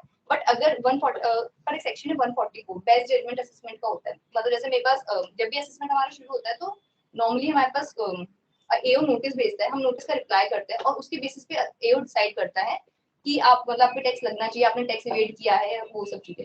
बट बेस्ट जजमेंट असेसमेंट ये होता है कि एओ नोटिस पे नोटिस दिए जा रहे हैं, मतलब मेरे को दूसरी अपॉर्चुनिटी भी देगी पर हम फिर भी रिप्लाई नहीं कर रहे उसका। तो एओ ये तो है नहीं, क्योंकि टाइम हर चीज का टाइम होता है, मतलब जैसे 12 मंथ्स के अंदर हमें खत्म करनी है असेसमेंट वगैरह। तो इस केस में वो डिले हो सकता है और इसकी वजह से टाइम बार हो सकता है, तो बाद में असेसमेंट कंप्लीट नहीं हो पाएगा। तो ऐसे केस में बेस्ट जजमेंट असेसमेंट होता है कि अगर एसएससी रिप्लाई नहीं करा तो एओ 144 के अंडर भी ऑर्डर पास कर सकता है बेस्ट जजमेंट का। तो अगर ऐसा कोई केस है तो जो अपॉर्चुनिटी ऑफ बीइंग हर्ड वाली चीज है ना, अगर वो नहीं देगा तो भी चलेगा, क्योंकि एसएससी रिप्लाई तो कर ही नहीं रहा, तो उसको अपॉर्चुनिटी का कोई सेंस नहीं बनता। इन्वेंट्री वैल्यू किस पे की जाती है? ये मैनेजमेंट का डिस्क्रेशन होता है कि हम अपना करें, मैनेजमेंट साइन करके दे देता है, वही हम रिपोर्ट कर देते हैं। दिक्कत क्या आ रही थी, और ये प्रैक्टिकली मेरे पास एक केस चल रहा है, टाइल्स इंडस्ट्रीज है, मार्बल्स आजकल के टाइम पे नए नए आते जा रहे हैं, इंपोर्ट होते हैं, तो पुराने वाले स्लो मूविंग होते जा रहे हैं। तो मैनेजमेंट क्या कर रही है कि 50% ऑफ जो हमारा स्टॉक बचा हुआ है वो स्लो मूविंग गुड्स हो गया है, तो उस 50% को मैं 50% पे वैल्यू करता हूँ, बाकी को मैं 100% पे वैल्यू कर रहा हूँ जितनी कॉस्ट लग गई। तो वैल्यूएशन ये केसेस 6-10 सालों से चले आ रहे हैं कि एक्चुअल में उस इन्वेंट्री की वैल्यूएशन होनी कितनी चाहिए थी। मैनेजमेंट बोल रहा है कि स्लो मूविंग गुड्स है, बट कोई प्रूफ नहीं है, कोई सर्टिफिकेट नहीं है, बस मैनेजमेंट का ये कहना है कि ये स्लो मूविंग गुड्स है। उसकी बात भी गलत नहीं है, बिकॉज फैशन ट्रेंड चेंज कर रहा है, पुराना स्टॉक नहीं मूव कर रहा है, तो उसकी वैल्यूएशन वो एनआरबी पे करता है, जितना उसको रियलाइज उसको लगता है 50% ही माल बिक 50% रेट पे ही माल बिक पाएगा, तो उसको वैल्यू करता था। तो एओ बहुत सारे केसेस है स्क्रूटनी में आ रहे थे, क्योंकि इन्वेंट्री वैल्यूएशन की ऑथेंटिसिटी किसी के हाथ में नहीं थी, वो केवल मैनेजमेंट ने जो कर दिया, लिख दिया, अकाउंटिंग पॉलिसी में कर दिया कि हम तो पिछले सालों में भी ऐसी वैल्यू करते हैं, सो कमिंग ईयर्स में भी हम ऐसी वैल्यू करेंगे। इसलिए ये सेक्शन में अमेंडमेंट लाई कि अगर कोई स्क्रूटनी में केस चल रहा है एंड एओ को लगता है कि इन्वेंट्री आपने गलत वैल्यू की है, तो आप एक कॉस्ट अकाउंटेंट को अपॉइंट करो जाएगा, वहां पर वो वैल्यू करेगा और उसकी रिपोर्ट को सही माना जाएगा। इसलिए सेक्शन में क्या है। नेक्स्ट है 2441 इंटरेस्ट, मतलब ये है कि पहले जो मतलब हमें असेसमेंट चल रहा है, मतलब हमारे को रिफंड बन रहा है, ठीक है, और हमने रिटर्न फाइल किया, हमारा रिफंड बन रहा है, रिफंड आना चाहिए। बट अगर मैंने किसी और असेसमेंट ईयर का डिमांड कर दिया है, मेरा केस स्क्रूटनी में चल रहा है या फिर अपील्स वगैरह कर दी मैंने आगे, बट अभी मेरा पेंडिंग है, तो डिपार्टमेंट क्या करता है कि उसको विदहेल्ड कर लेता है, जो मेरा रिफंड बन रहा है उसको तब तक रिलीज नहीं करता जब तक वो केस का डिसीजन ना आ जाए, जिससे कि मतलब उससे एसएससी को इंटीमेट करता है इस बारे में, और उसके बाद उसको विदहेल्ड करता है कि जब उसका रिस्पॉन्स आएगा तो अगर डिमांड बनती है तो उसे एडजस्ट करने के बाद दे देगा, और नहीं बनती तो वापस रिफंड कर देगा। तो इस केस में होता है कि अगर ये जैसे जब तक डिसीजन नहीं आता तब तक ये था कि मतलब इसको इंटरेस्ट मिलता था एसएससी को, जैसे अगर मैंने रिटर्न फाइल कर दी विद इन ड्यू डेट, मतलब ड्यू डेट तक, तो मेरे को 1 अप्रैल असेसमेंट ईयर की 1 अप्रैल से इंटरेस्ट मिलने लग जाएगा 0.5% पर मंथ का, और अगर मैं डिले कर दी जिस दिन मैंने रिटर्न फाइल करी उस दिन से मुझे इंटरेस्ट मिलने लग जाएगा। तो ये इंटरेस्ट मिलता था। और फर्दर एक सेक्शन ये भी है 244A सबसेक्शन 1, जिसमें ये लिखा हुआ है कि अगर 3 मंथ से ज्यादा, अगर मतलब जो मेरा हो गया कि मेरा रिफंड आना है, उसके 3 मंथ में भी अगर एओ ने मतलब असेसिंग ऑफिसर ने उसको इफेक्ट नहीं दिया, मतलब मुझे रिफंड नहीं मिला या मुझे ग्रांट नहीं हुआ, मेरे बैंक अकाउंट में नहीं आया, तो अगर ये 3 मंथ्स निकल गए तो इस केस में 3% से जो मेरा इंटरेस्ट रेट है ना, मेरे को 3% पर एनम की से इंटरेस्ट रेट और मिलेगा। तो ये 2 टाइप के इंटरेस्ट होते थे। तो अगर हम तो अब देखिए, जैसे अगर मैंने इसमें विथहेल्ड कर लिया मेरा, तो जब तक मेरा सीआईटी से सपोज कर लीजिए कि सीआईटी अपील्स में मेरा चल रहा है, मतलब एओ असेसमेंट के बाद अपील्स में रहती है, तो फर्स्ट अपील होती है सीआईटी अपील। तो अगर मेरा केस वहां पे चल रहा है तो वो टाइम लेगा, मतलब 3 मंथ्स या बहुत मतलब एक्सेस निकल जाता है। तो अब लोग डिमांड कर रहे थे, जो एसएससी थे वो डिमांड करते कि जो मेरे को बेसिक इंटरेस्ट ना 0.5% वाला वो, और इन एडिशन टू दिस 3% जो 244 1 का था ना 3 मंथ से एक्सीड करने पे, तो इसमें 3% पर एनम का जो इंटरेस्ट होता है ये भी दो। तो ये दोनों डिमांड कर रहे थे। तो इसके केस में सिर्फ जस्टिफिकेशन ये आया है कि जो 3% वाला इंटरेस्ट है ना, ये तब से नहीं मिलेगा जब से आपने आपका रिफंड बनता है, ये उस डेट से मिलेगा। जैसे मान लो सीआईटी अपील्स का ऑर्डर मेरे फेवर में, एसएससी के फेवर में आ गया, तो उस केस में अब उसको कोई रिक्वायरमेंट ही नहीं है, मतलब उसका रिफंड तो पहले भी बन रहा था।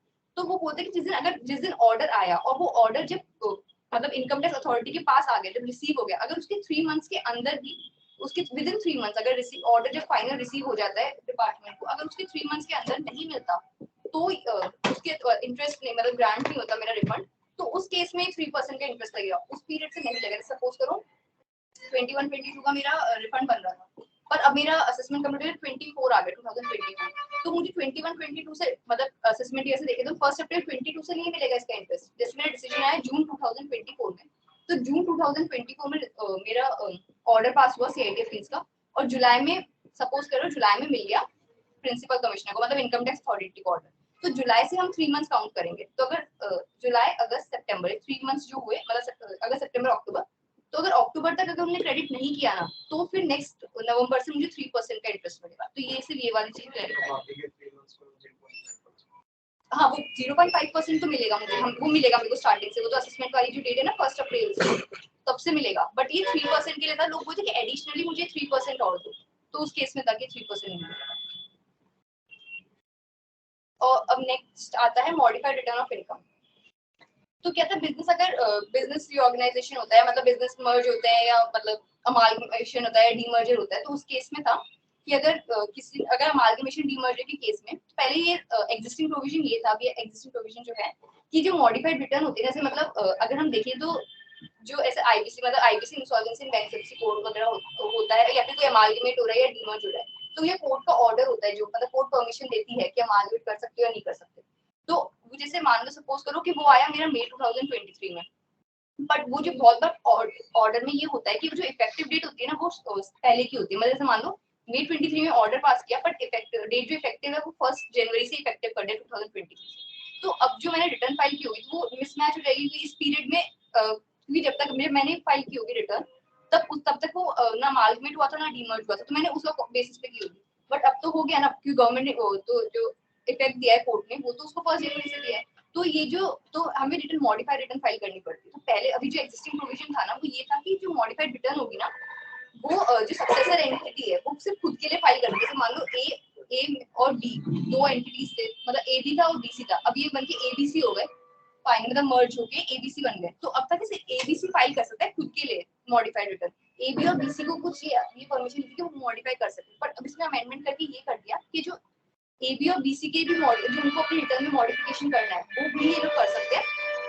मतलब वो भी इसकी एबीसी जो न्यू एंटिटी होगी ना, उसकी रिस्पॉन्सिबिलिटी होगी कि वो भी केस में मॉडिफाई करे। और ये होता है कि 6 मंथ के अंदर अंदर करना होता है, मतलब 6 मंथ के अंदर आप मॉडिफाइड रिटर्न फाइल करो, एओ उसको कंप्यूट करेगा। अब अगर उस टाइम जब एओ के पास पहुंचा तब तक अगर उसका कंप्लीट हो चुका है उस साल का असेसमेंट जिसके रिगार्डिंग आपने मॉडिफाइड रिटर्न फाइल करी है, तो एओ आपकी टोटल मॉडिफाई कर देगा। बट अगर असेसमेंट कंप्लीट ही नहीं हुआ तो वो ऑर्डर के बेसिस पे और जो आपने रिटर्न फाइल किया उसके बेसिस पे कंप्यूट कर लेगा। तो that's all from my side. अभी जन कंटिन्यू करते हैं।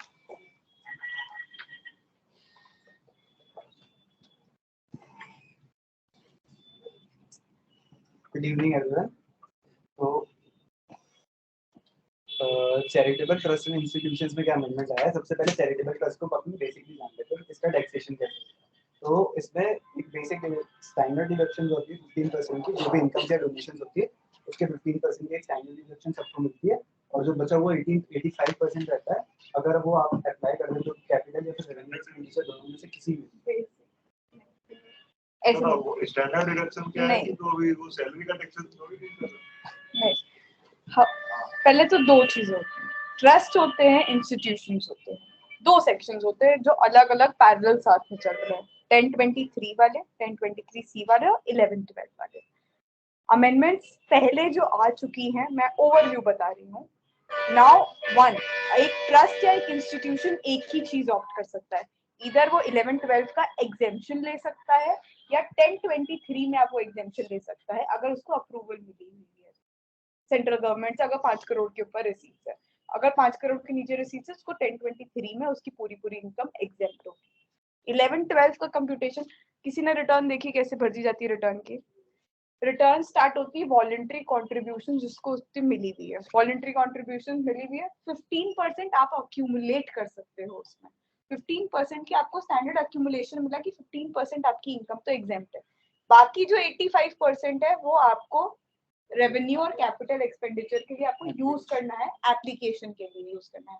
इसमें से कुछ पार्ट आप सेट अपार्ट कर सकते हो कि आप इस साल यूज नहीं कर सकते, आप अगले साल स्पेंड करोगे, या ये अमाउंट हमें अभी तक रिसीव ही नहीं हुआ इसलिए हम सेट अपार्ट कर रहे हैं, या हम खर्चा over the period of years कर सकते हैं। तो ट्रस्ट की कैलकुलेशन ऐसे होती है। वो यही समझा जा रहा है कि बेसिक एक स्टैंडर्ड डिडक्शन एक आपको 85% एग्जेम्प्ट करना है। अगर आपने ट्रस्ट हो तो 15% आपको ऑटोमेटिक एग्जेम्प्ट है, 15% That का is in the year of receipt. In the year. But in later years it has to be applied. 15% आपको स्टैंडर्ड है ये कि आपको मिलेगा ही मिलेगा, बाकी 85% आपको एक्सपेंड करना है। अब कैपिटल एक्सपेंडिचर में क्या होता है, बेसिकली जब अपन किसी कैपिटल एक्सपेंडिचर करते हैं तो अपन लोन लेके भी करते हैं और खुद के मनी से भी करते हैं। अगर कैपिटल एक्सपेंडिचर लोन करके करते हैं तो जब अपन उस लोन की रिपेमेंट करते हैं, एक तो उस टाइम अपन को एप्लीकेशन मांगा जाता है और उसकी डिडक्शन वहाँ मिलती है, और सेकंड जब अपन उस कैपिटल एक्सपेंडिचर को खरीद रहे हैं या फिर मतलब उस लोन के पैसे से खरीद रहे हैं, तो उस टाइम 2021 से पहले क्या होता था, जब हम रिपेमेंट कर रहे हैं और जब हम खरीद रहे हैं, दोनों टाइम पे इस केस में अब एप्लीकेशन लेके और जो एसएससी है वो इसका फायदा उठाता था। फिर 2022 में क्या हुआ कि सिर्फ जो लोन रीपेमेंट था उसको क्लैरिफाई कर दिया कि जब लोन रीपेमेंट करोगे जब भी एप्लीकेशन मांगा जाएगा और उस केस में तभी आपको डिडक्शन मिलेगी, और जब आप उस पर एक्सपेंडिचर करोगे एक्चुअली कैपिटल एक्सपेंडिचर तब उस पर नहीं मिलेगी। लेकिन इसमें भी लूप होल था कि जो पहले मतलब पहले एक्सपेंडिचर कर चुके थे उस टाइम पे उन्होंने पहले ले चुके थे 2021 से पहले, अब जब रीपे वापस कर रहे थे तो उसमें 2022 में भी रीपे के नाम से फिर वापस से डिडक्शन ले रहे थे। तो अब फिर इसको क्लैरिफाई किया कि सिर्फ जिन्होंने मतलब पहले एज एन एप्लीकेशन की डिडक्शन नहीं ली है और अब जो रीपे कर रहे हैं लोग सिर्फ उन्हीं को ये डिडक्शन मिलेगी, और वो लोन रीपेमेंट भी सिर्फ 5 साल तक होना चाहिए। इसमें ये लिमिट ऐड कर दी। कोई एक्सप्लेन करो मुझे किसने क्या एक्सप्लेन किया।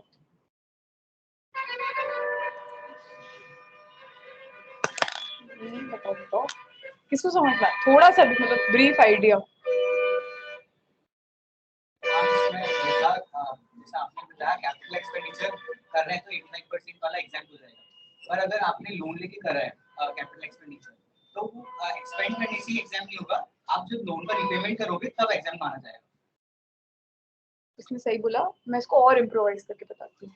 मैंने 100 रुपए का लोन लिया, मैंने 80 रुपए का खर्चा किया, दैट 80 रुपीज जो मैंने खर्चा किया है उसका मुझे डिडक्शन नहीं मिलेगा, उसका मुझे खर्चा नहीं मिलेगा। जब मैं वो 100 रुपए लौटा दूंगी तब मुझे वो खर्चा मिलेगा। ठीक, पहली बात तो ये अमेंडमेंट क्या आई है, पीपल क्या कर रहे थे 21 में जब ये अमेंडमेंट आया था पहले लोन ले रखा था तब इन्होंने खर्चा कर दिया था, तो 21 के पहले जो अमेंडमेंट तो खर्चे का भी ले लिया था, 21 के बाद अब लोन रीपे कर रहे हैं तो उसका भी ले रहे हैं, डबल फायदा उठा रहे थे लोग, कर रहे थे लोग, दिमाग लगा रहे थे, तो उसके लिए वो लेके आए। अगर आपने 21 के पहले लोन ले लिया है और एप्लीकेशन खर्चे का ऑलरेडी 80 रुपीज का डिडक्शन ले लिया है तो वो 100 रुपए लौटाने पे प्लीज फिर से डिडक्शन मत देना।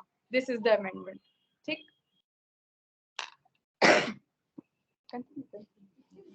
या तो ऐसे ही समझाओ कि उनको समझ में आए, मुझे कोई एक आंसर दे पाए।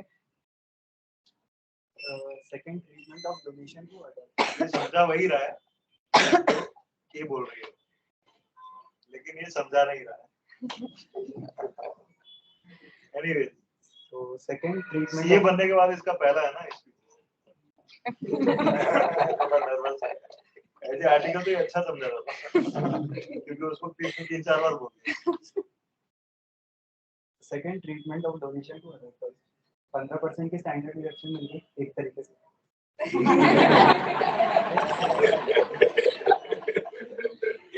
अब बाकी ट्रस्ट क्या करते थे कि जो बचा वो 85% है, अब उसको भी अप्लाई करना है, तो उसके लिए वो दूसरे ट्रस्ट को डोनेशन कर देते थे और ये अप्लाइड माना जाता है, इनकम टैक्स में अप्लाइड माना जाता है। अगर आपने सेम ऑब्जेक्टिव वाले ट्रस्ट को अगर आपने डोनेशन दिया है अदर देन कॉर्पस, तो उसको अप्लाइड माना जाता है और उसकी डिडक्शन मिल जाती है। तो इस केस में क्या हो रहा था, 15% तो मिलती है डिडक्शन, 85% उन्होंने दूसरे ट्रस्ट को दे दी।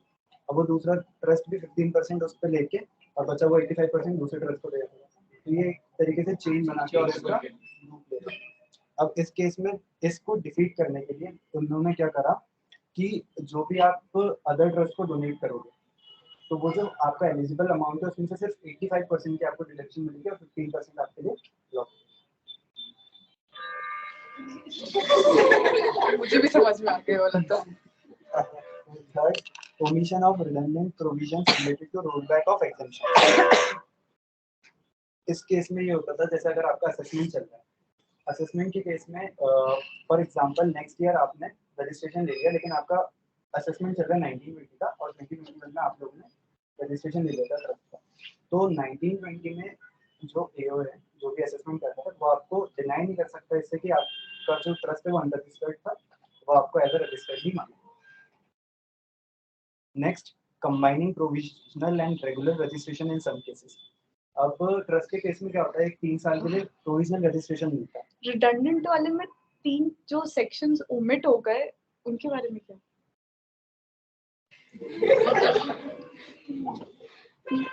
मेजर ज्यादा ट्रस्ट में इश्यूज ही इस पार्ट में आ रहे कि रिडंडेंट तो हुआ ही नहीं, वो तो बहुत इंपॉर्टेंट प्रोविजंस है आपके। चल तुम एक बार कंटिन्यू करो, मैं नेक्स्ट टाइम पे समझाऊंगी। अब ट्रस्ट के केस में ज्यादा 3 साल का प्रोविजनल रजिस्ट्रेशन मिलता है जो एक्सपायर, मतलब अगर वो एक्सपायर होने वाला है तो उसके 6 मंथ्स पहले, या फिर आपने जो चैरिटेबल एक्टिविटीज है वो कमेंस कर दी, वो चैरिटी कर दी है, उस केस में आपको रेगुलर प्रोविजन लेना पड़ता है, रेगुलर रजिस्ट्रेशन लेना पड़ता है। तो उस केस में क्या हो रहा था, जो कमेंस कर चुके हैं उनके लिए ये प्रॉब्लम हो रही थी, उनको 2 रजिस्ट्रेशन लेनी पड़ रही है, पहला तो प्रोविजनल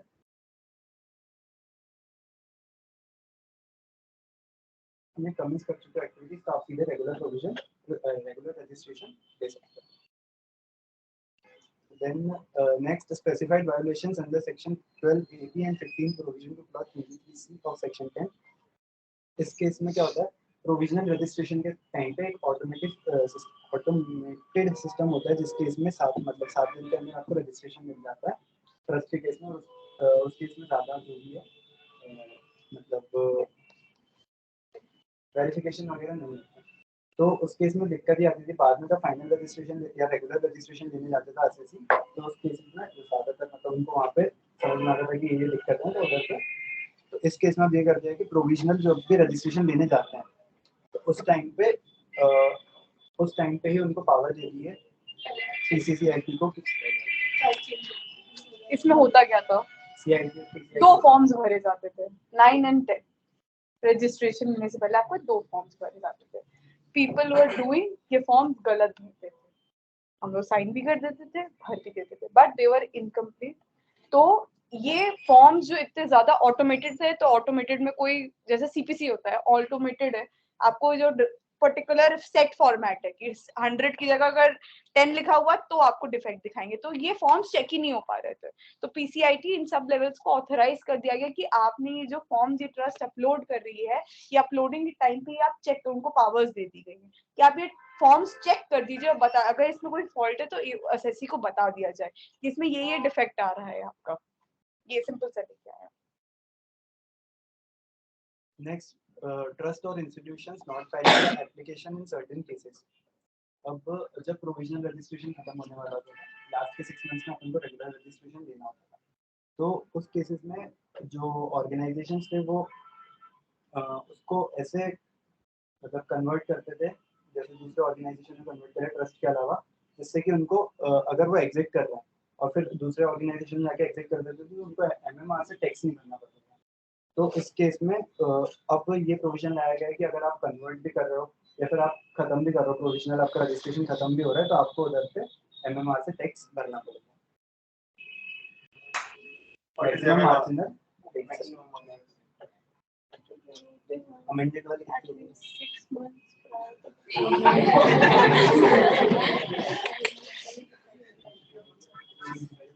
कुछ स्पेसिफाइड वायलेशंस किए जाते हैं, जैसे तुमने ट्रस्टीज को, अपने ट्रस्टीज को कुछ बेनिफिट दिया, तुमने अपने ट्रस्टी, तो एक वायलेशन होता है कि 13(3) का वायलेशन हुआ, 11(5) के मोड्स में दिया तो आपने वायलेशन किया, तो आपको एमएमआर पे टैक्स देना पड़ता था, जितनी भी आपकी fair market value of the asset minus liability. एक इस चीज को भी इन्होंने वायलेशन में दी कि अगर आपने प्रोविजनल रजिस्ट्रेशन लेने के बाद 6 महीने के अंदर आपने रेगुलर रजिस्ट्रेशन नहीं लिया, तो this is also a violation, तब भी आपको एमएमआर देना पड़ेगा। मतलब once you get into this, आपको अब रजिस्ट्रेशन लेना है, there is no going back, वरना आपको एमएमआर पे टैक्स देना पड़ेगा, अपने fair market value of the assets minus net assets पे आपको टैक्स देना पड़ेगा। तो ये भी एक वायलेशन बना दिया गया कि ट्रस्ट इस चीज का भी वायलेशन नहीं कर सकता, वरना उसको एमएमआर पे टैक्स देना पड़ेगा। आपको रजिस्ट्रेशन लेना ही पड़ेगा, अप्लाई करना ही पड़ेगा प्रोविजनल के बाद। तो ये this is very important from of audits also. आप ट्रस्ट की ऑडिट कर रहे हो और ट्रस्ट की ऑडिट के लिए कई सारे फॉर्म्स जो है वो चार्टर्ड अकाउंटेंट को सर्टिफाई करने होते हैं, है ना, forms there, then there is use tax liability on the trust. ऐसा नहीं है कि ट्रस्ट एग्जम्प्ट हो गया, ट्रस्ट एग्जम्प्ट है जब तक कोई वायलेशन नहीं है, but moment there is violation, तो ये जैसे बता रहा ना कि fair value of the asset is liable to tax. तो अब मान लीजिए कि किसी पर्टिकुलर ट्रस्ट ने आज से 50 साल पहले कहीं कोई जमीन ले रखी थी, ठीक है, तो वो किस वैल्यू पे ली थी जमीन, you all know, very nominal value, है ना। अभी वो जमीन जो है वो सिटी के बिल्कुल सेंटर में आ गई, तो उसका वैल्यू, उस ट्रस्ट की जमीन का वैल्यू क्या हो गया आज की डेट में अगर डीएलसी के रेट से निकालें। आप इम्प्लीकेशंस समझने का कोशिश करिए कि उसकी वैल्यू जो है वो 1000-fold हो गई, क्योंकि उस वक्त तो कोड़ियों पे ली थी, अभी हो सकता है 10 crore 20 crore, we don't know, depending on the size of the asset. तो if there is any violation, then वो पूरा का पूरा जो वैल्यू में इंक्रीज हुआ है that will be taxed in the hands of the trust. तो अभी क्या है कि अगर मान लो कोई नया ट्रस्ट आ रहा है तो उसको ये बताना बड़ा इंपॉर्टेंट है कि साहब देखिए आप ट्रस्ट बना तो रहे हो, वायलेशन करोगे तो ये सारा का सारा टैक्स है, आप ये मत सोचो कि ये इनकम एग्जाम है। तो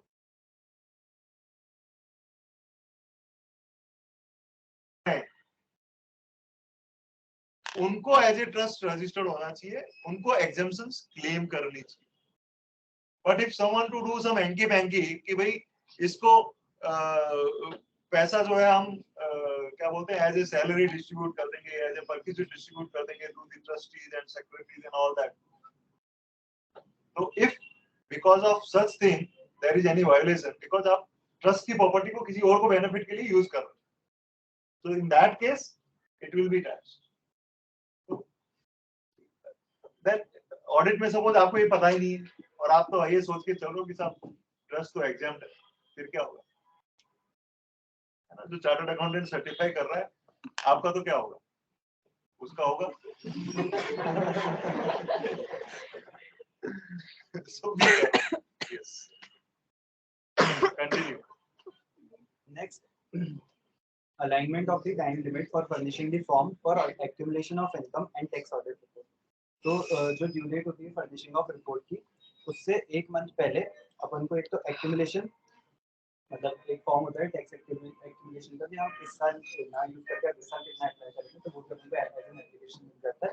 और सेकंड एक टैक्स ऑडिट रिपोर्ट, तो ये दोनों अपन को within prior to 1 month of furnishing return file करनी पड़ेगी।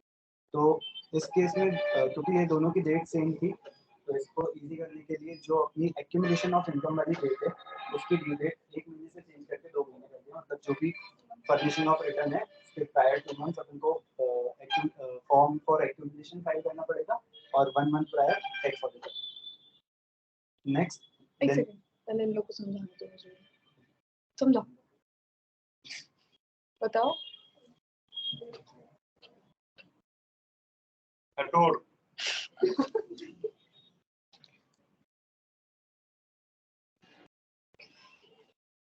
टैक्स ऑडिट रिपोर्ट से एक मंथ पहले एक्यूमुलेशन अमाउंट हम नेक्स्ट ईयर जितना क्लेम करेंगे उसकी डिटेल्स देनी होगी। 1 महीने पहले तो फिर उसने बताया ही क्या अभी?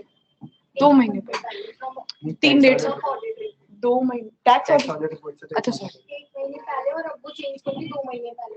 क्यों किया पहले तो मुझे, तुमको अगर समझ में आ रहा हो कि ऐसा क्यों किया, पहले मुझे टैक्स ऑडिट की डेट क्या होती है? अगर ट्रस्ट की ऑडिट हो रही है तो उसको रिटर्न कब तक फाइल करनी है? किसी को नहीं पता? बताओ, ऐसे कॉन्फिडेंस के साथ लगो। अक्टूबर है तो अक्टूबर बोलो, अक्टूबर तक जानी पड़ती है। तो ऑडिट रिपोर्ट कब तक जानी पड़ेगी उसकी? सितंबर तक। इन्होंने पहले प्रोविजन ये किया था, अगर आपको अक्यूमुलेशन करना है तो आप रिटर्न के पहले तक आप हमें बता दो, रिटर्न फाइल करने मतलब अक्टूबर के पहले पहले बता दो कि आप अक्यूमुलेट करना चाहते हो। पर टैक्स ऑडिट रिपोर्ट भी 1 महीने पहले है, रिपोर्टिंग कैसे होगी? उसके लिए लेके आए कि टैक्स ऑडिट रिपोर्ट की भी 1 महीने पहले आप हमें बता दीजिए कि आप इतना अक्यूमुलेट, क्योंकि ऑडिटर फिर रिपोर्ट करेगा अपनी 10B के रिपोर्ट में कि 11/2 में इतना अक्यूमुलेशन हुआ है जो हम नेक्स्ट ईयर यूज करेंगे एज एन एप्लीकेशन। तो अब 3 डेट्स हो गई, एक तो क्या हो गई, कब तक करना पड़ेगा? अक्टूबर है तो अगस्त तक। ऑडिट रिपोर्ट कब तक जाएगी? सितंबर तक। रिटर्न कब तक file?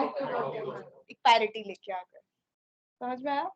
Next, denial of exemption where return of income is not furnished within time। तो सेक्शन 139 जो हुआ था, अमेंड हुआ था फाइनेंस एक्ट 2022 से, उसने अलाउ करा था कि जो भी अपडेटेड रिटर्न ऑफ इनकम वो 2 इयर्स तक अपन फाइल कर सकते हैं और उसमें क्लेम ऑफ एग्जेम्पशन कर सकते हैं 1023 सी के अंदर। लेकिन ये जो है ये रॉन्ग एग्जेम्पशन दे रही थी चैरिटेबल ट्रस्ट को, तो इस केस में उन्होंने क्लैरिफाई कर दिया कि जो भी टाइम अलाउड है वो as per subsection 1 of section 139 4 है, जो अपन अकॉर्डिंगली 2 साल तक अगर फाइल करोगे तो अपनी एप्लीकेशन क्लेम ऑफ एग्जेम्पशन नहीं। आई डोंट रियली एक्सपेक्ट कि तुम लोग को अपडेटेड रिटर्न और ये सब बहुत ज्यादा पता होगा। I can understand. मैं एक बहुत बेसिक बताऊं, एक अपडेटेड रिटर्न का नया कॉन्सेप्ट आया है, लास्ट ईयर ही आया है। अगर आपने अपनी ओरिजिनल रिटर्न या बिलेटेड रिटर्न में आप नहीं शो कर पाए जो इनकम, अगले 2 साल तक शो कर सकते हो। बट ट्रस्ट फायदा क्या उठाने लग गया, चलो हमारे पास 2 साल का एक्स्ट्रा टाइम है, अब हम आगे भी एग्जेम्पशन क्लेम कर सकते हैं। अभी नहीं किया तो अगले 2 साल में हम अपडेटेड रिटर्न में एग्जेम्पशन क्लेम करेंगे। उन्होंने कहा नहीं, अगर आपने अपनी ओरिजिनल रिटर्न या रिलेटेड रिटर्न तक आपने अपनी रिटर्न नहीं भरी है तभी आपको एग्जेम्पशन मिलेगा, अगर आप इस टाइम लिमिट के अंदर करोगे जो 139(1) या 4 में थी। But updated return is otherwise also for the additional income के लिए, एडिशनल इनकम के लिए जो आप नहीं शो कर पाए। इसका मतलब ये नहीं कि हम ट्रस्ट लोग फायदा उठाने लगे कि आप एग्जेम्पशन कि अच्छा अभी नहीं करना कोई बात नहीं, 2 साल पहले एडिशनल इनकम बता दी और उसको एग्जाम भी कर लिया ऐसा। हाँ, कि इनकम भी बता रहे अगले 2 साल में और उसमें एग्जेम्पशन भी ले रहे। तो उन्होंने कहा नहीं, अपडेटेड रिटर्न से आपको एग्जेम्पशन नहीं मिलेगी। अगर आपने ड्यू डेट ऑफ रिटर्न तक अपनी रिटर्न नहीं भरी तो आपको एग्जेम्पशन नहीं मिलेगी। टाइमली रिटर्न भरो, एग्जेम्पशन क्लेम करो। अपडेटेड रिटर्न पे जाओगे तो no exemption for you guys. ठीक, तो moving on TDS and TCS amendments. सबसे पहला removal of exemption from TDS on payment of interest on listed debentures to resident. ये एप्लीकेबल होगा 1 अप्रैल 2023 से।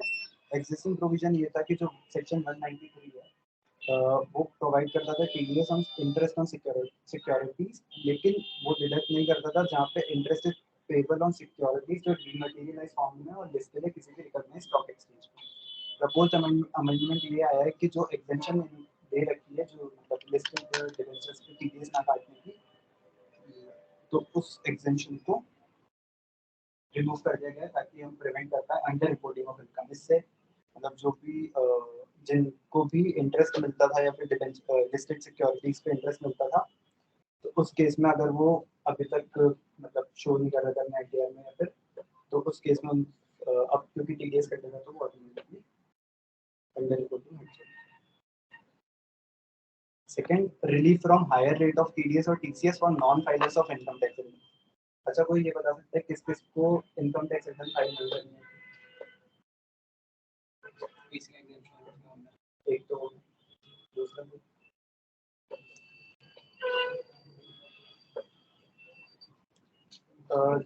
जो अपने सुपर सीनियर्स होते हैं 75 इयर्स के अबव वाले, अगर उनकी इनकम से पेंशन की और इंटरेस्ट की सेम शेड्यूल बैंक से, तो उनको भी रिटर्न फाइल करना। तो सेक्शन 206 ए बी जो कि टीडीएस का है, अगर आपने रिटर्न फाइल नहीं कर रखी पिछले साल, तो उस केस में जो रिस्पेक्टिव सेक्शन की रेट है उसका ट्वाइस या फिर 5% व्हिचएवर इज हायर, उस रेट से आपका टीडीएस कटता है। और सेक्शन 206 सीसी के टीसीएस, इसमें भी सेम केस है, अगर आपने रिटर्न फाइल नहीं कर रखी तो जो भी सेक्शन की रेट है उसका ट्वाइस या फिर 5% व्हिचएवर इज हायर, उस रेट से टैक्स टीडीएस डिडक्ट होगा अगर आपने रिटर्न फाइल नहीं कर रखी। उस केस में जो भी रिक्वायर्ड नहीं है फर्निश करने के लिए, उनको सेक्शन से हटा दिया जाएगा, मतलब उनकी अगर उनको रिक्वायर्ड नहीं है तो वो फाइल करें। Next, extending the scope for deduction of tax at source to lower or nil rate. तो जो सेक्शन 197 है जिसमें लोअर या फिर nil withholding tax rate है, तो उसमें उसको और एक्सपेंड करते हैं। उसमें सेक्शन 194 एलपीए की कुछ इनकम है जो कि बिजनेस ट्रस्ट को होती है, जो इनकम होती है जब वो डिस्ट्रीब्यूट करता है तो उस पर जो टीडीएस कटता है उसको nil या lower rate. So what is this concept of lower rate of deduction? Can I need lower rate of deduction? तो अभी क्या है कि आपने अभी जो आईपीसीसी में कब तक है सेक्शन? सर ये प्रोविजन है, ये वाला है प्रोविजन, तो उसमें शायद 143 145 तक है, तो अभी फाइनल वाले प्रोविजन आपने अभी पढ़े नहीं। तो जहां कहीं पे भी ऐसा लगता है कि जिसका टैक्स डिडक्शन होना है ना, उसको लगता है कि नहीं मेरा इस साल जो इनकम है वो टैक्सेबल नहीं होगा, या इस साल मेरा जो ओवरऑल इनकम है वो उस पे टैक्स रेट जो मेरा रेगुलर लगता है उससे कम लगे बिकॉज ऑफ सम और the other reasons, so then that fellow can apply कि साहब मेरे को ये जो सामने वाला पेमेंट कर रहा है ना किसी भी पर्टिकुलर अमाउंट का इंटरेस्ट का, on that though there is a liability of deduction of tax at source under any specific section, but that fellow can go to the income tax department and say कि साहब इनको आप direct करिए कि मेरे को ये जो पेमेंट करेंगे इस पे लोअर रेट ऑफ डिडक्शन करें। ये प्रोविजंस है। तो अभी ये प्रोविजंस में इन्होंने ये कहा है, आप बताओ क्या कहा है? इसमें ये बोला है कि जो 194 एलपीए वाली मतलब जिसमें एलपीए 194 एलपीए के अंदर जिसमें टीडीएस कटता था, जो कि अपनी इनकम से certain income from units of business trust वाली, तो उनको भी इस स्लैब के अंदर, मतलब जिसके अंदर लोअर या निल रेट से विथहोल्डिंग टैक्स सर्टिफिकेट्स के प्रेजेंट करने में जो लोअर या निल रेट आता है, तो उस स्लैब के अंदर इनको भी include. So basically one section 194 LBA was not earlier covered by section 197, तो उन्होंने उसको कवर किया कि एलबीए में जो पेमेंट करेंगे, एलबीए में पेमेंट कौन से होते हैं? एलपीए में जैसे तीन चीजें, बिजनेस ट्रस्ट होती है, रीट इन्वेस्ट का नाम सुना है, रियल एस्टेट इन्वेस्टमेंट ट्रस्ट नहीं, बिजनेस ट्रस्ट जो होती है, बिजनेस ट्रस्ट का एक मॉडल होता है। बिजनेस ट्रस्ट क्या करती है, रियल एस्टेट में इन्वेस्ट करती है। मैं एग्जांपल दे रही हूँ रियल एस्टेट में, क्योंकि हमारे पास इतना पैसा नहीं कि हम जाके रियल एस्टेट में इन्वेस्ट करें, we do not have crore, तो हम क्या करते हैं उस ट्रस्ट के यूनिट्स खरीद लेते हैं। तो रियल एस्टेट से जो भी इनकम आती है वो ट्रस्ट के हाथ में एग्जेम्प्ट होती है, बट यूनिट होल्डर्स के हाथ में टैक्सेबल होती है। तो जैसे ही बिजनेस ट्रस्ट ने यूनिट होल्डर्स को दिया तो उनके हाथ में टैक्सेबल मतलब टीडीएस की रिक्वायरमेंट है, उस पे 194 एलबीए लगता है। जो पैसा रियल एस्टेट से आया बिजनेस ट्रस्ट के बाद और उन्होंने आगे पास थ्रू किया अपने यूनिट होल्डर्स को, उस पे सामने वाला तो टैक्स देगा, हम बिजनेस ट्रस्ट टीडीएस काटता है, वो 194 एलबीए में होता है। जैसे रेंटल इनकम आई, कैपिटल अप्रिसिएशन, प्रॉपर्टी में लगाया अप्रिसिएशन, ब्याज की इनकम आई, जो बिजनेस ट्रस्ट आगे अपने यूनिट होल्डर्स को देता है, उस पे टीडीएस करता है 194 एलबीए में। अभी तक उसको 197 में कवर नहीं किया था, अब यहाँ पर कवर कर दिया। अगर कोई यूनिट होल्डर बोलता है कि मेरे पास तो लॉस है, मेरे पास एग्जेम्पशंस हैं, मैं तो इस साल कोई और इनकम है ही नहीं, तो मुझे भी लोअर इस वाली इनकम, रेंटल इनकम जो मुझे मिल रही है आपके थ्रू, इस पे भी मुझे लोअर टीडीएस डिडक्ट करना चाहिए, वो ये सेक्शन।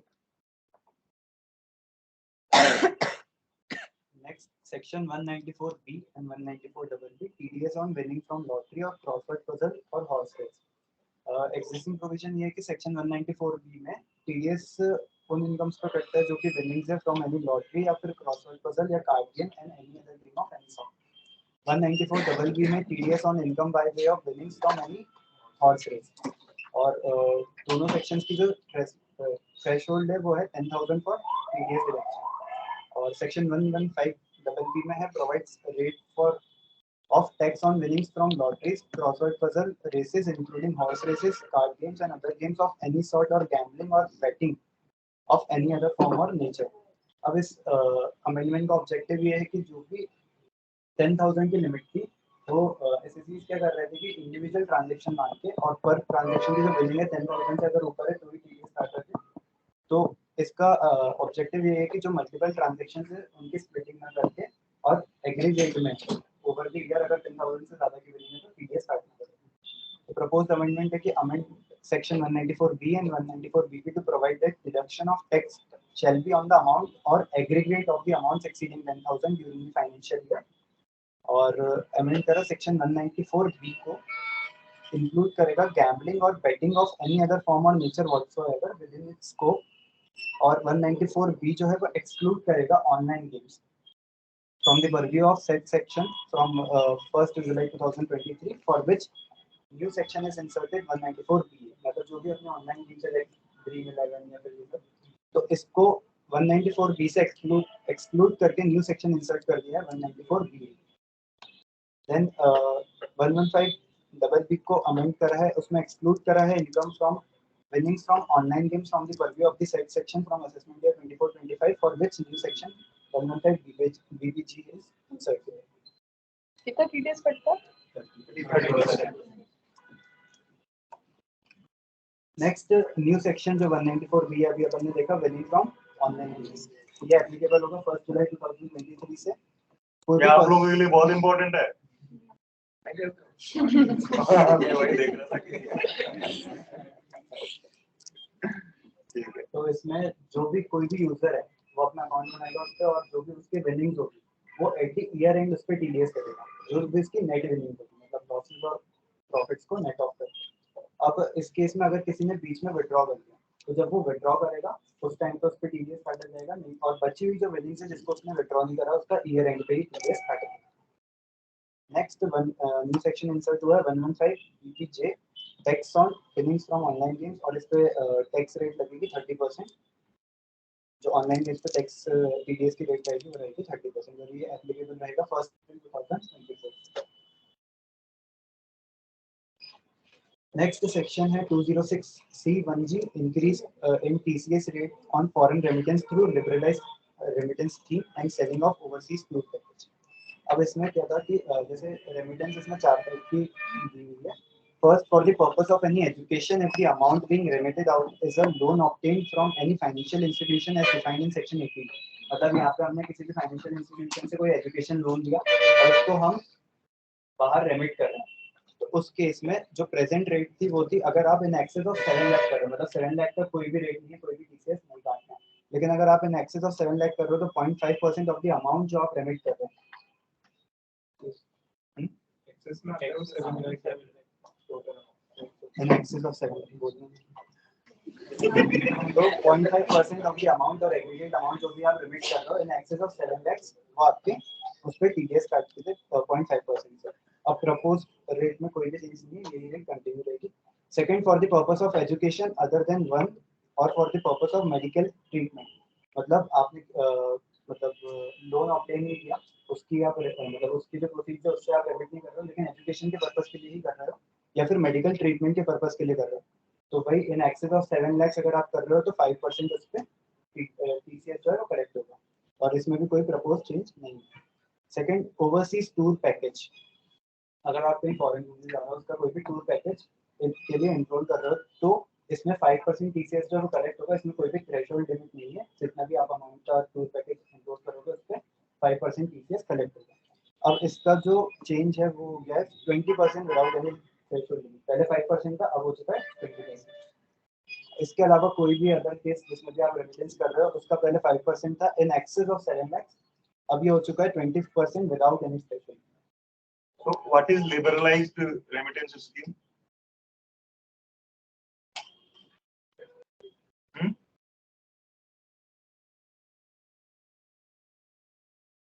जिसमें इन्होंने कहा है कि सब $2.5 लाख तक आप 1 साल के अंदर बाहर पैसा भेज सकते हो।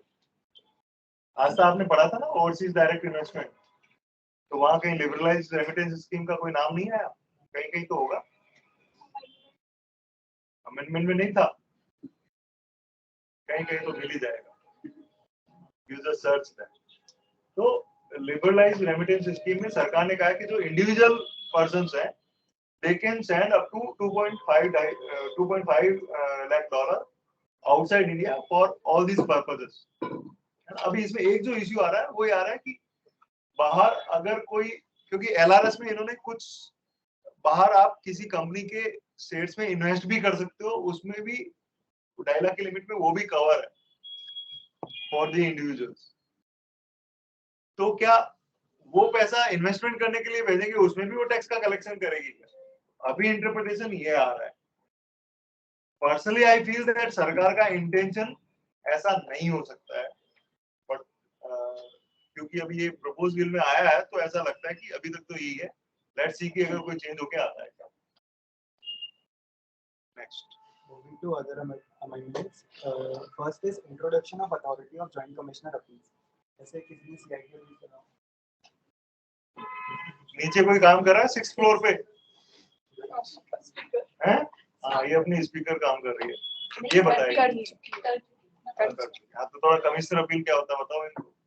जब हम रिटर्न फाइल करते हैं तो उसके बाद रिटर्न प्रोसेस होती है, सीपीसी के बाद जाती है। तो सबसे बिलो जो असेसमेंट होता है हमारा सीपीसी अरिथमेटिकल एरर कुछ मतलब बेसिक सिस्टम असेस करता है उसको।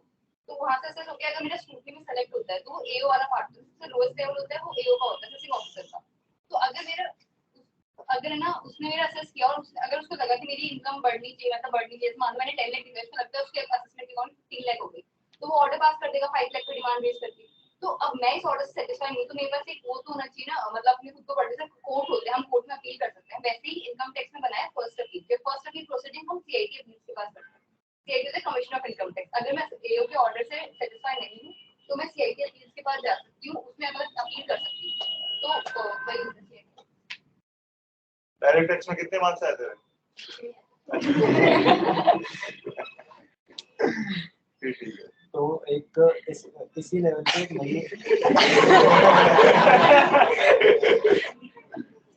कोई बात नहीं, नाउ सी स्टार्ट रखते हैं, क्या फर्क पड़ता है। कंटिन्यू। तो एक जॉइंट कमिश्नर लेवल पे एक अपील न्यू फॉर्म हुई है जो कि एप्लीकेबल होगी 1 अप्रैल 2023 से। एक new authority for appeals is proposed to be created at joint commissioner and additional commissioner level to handle cases involving small amount of disputed demands. Next is rationalization of appeals to the appellate tribunal, जो कि applicable होगी 1 अप्रैल 2023 से। So to provide that appeal against penalty orders against orders passed by commissioner appeals, that is under section 271 AAB, 271 AAC and 271 AAD, जो कि होते हैं अपने undisclosed income वाले, undisclosed investments, undisclosed expenditure, unexplained money and cash credit वाले, so shall be made to the appellate tribunal। मतलब जो भी अपने ऑर्डर्स पास होते हैं उनके अगेंस्ट जो भी कमिश्नर अपील के सीआईटी अपील के ऑर्डर पास होते हैं इन सब सेक्शंस के अगेंस्ट में, उसके अगेंस्ट में अपन अपील कर सकते हैं एपीलेट ट्रिब्यूनल में।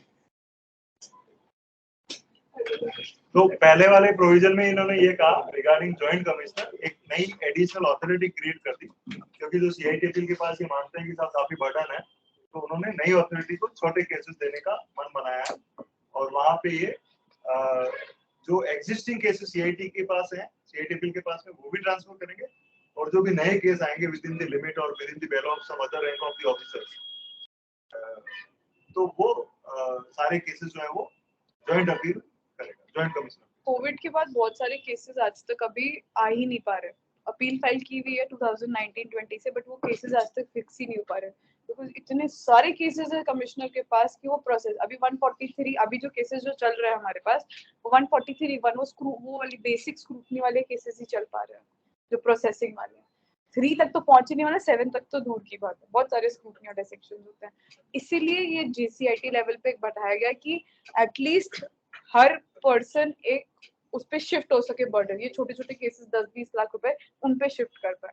मॉनेटरी लिमिट प्रिस्क्राइब नहीं किया गया इनके ऊपर अभी, बट ये कर देंगे जल्दी इसके ऊपर। अच्छा, व्हाट इज 54 एंड 54 एफ, ये तो आप बताओ।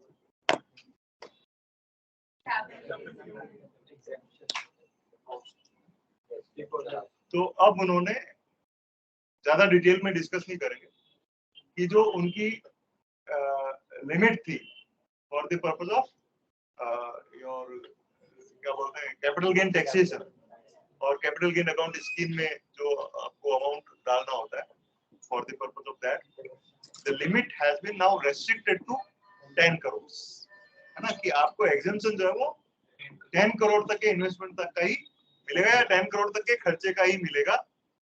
क्योंकि क्या हो रहा था कि लेविस एक्सपेंडिचर करके कोई 15 करोड़ का भी घर बना रहा है, कोई 20 करोड़ का घर बना रहा है ना, कोई एंटीलिया बना रहा है, तो वहां पे भी आपको एग्जेम्पशन मिल रहा था। उन्होंने कहा कि नहीं, ये इतने सारे पैसे कमाने वाले अगर इतना खर्च कर रहे हैं तो वो तो टैक्स होना चाहिए, उतना ज्यादा एग्जाम नहीं होना चाहिए, और 10 करोड़ भी कोई छोटी लिमिट नहीं है। Continue next. नेक्स्ट पे मूव करते हैं section 55 defining the cost of acquisition in case of certain assets for completing capital gains. ये एप्लीकेबल रहेगा 1 अप्रैल 2024 से। इसमें क्या था कि जो भी कॉस्ट ऑफ एक्विजिशन का सर्टेन एसेट्स का, जैसे कि इंटेंजिबल एसेट्स होते हैं जो अपन खुद डेवलप करते हैं, इंटरनली जनरेटेड प्रोड्यूस वगैरह, तो उस केस में गुडविल का तो पहले से ही नील मान रहे थे, है ना। अब इन्होंने जो दूसरी इंटेंजिबल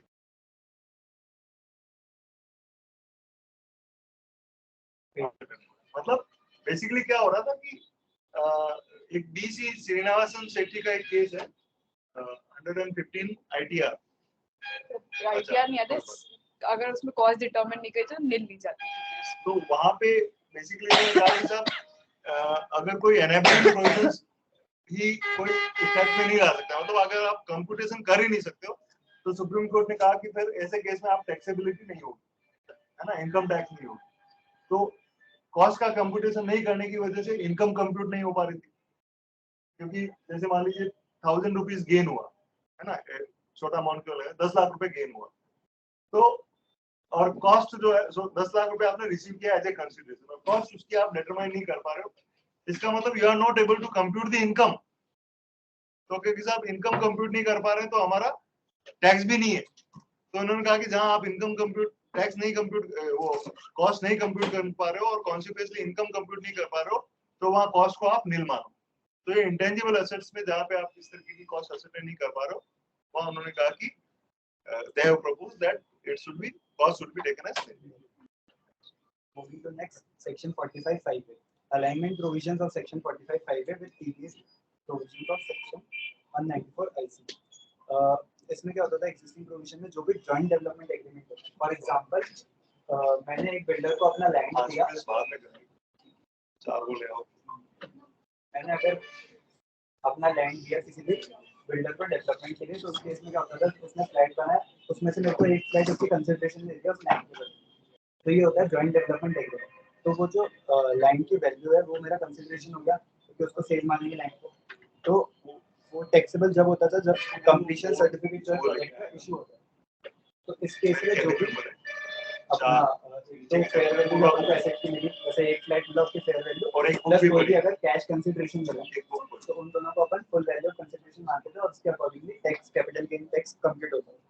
अब तो इसमें जो ऑब्जेक्टिव था अमेंडमेंट का कि उसमें सिर्फ कैश नहीं इंक्लूड होगा, मतलब कंसिडरेशन अगर सिर्फ कैश मिलता है तो सिर्फ वो इंक्लूड नहीं होगा, अदर देन कैश भी अगर कुछ कंसिडरेशन मिला है तो वो भी इंक्लूड होगा।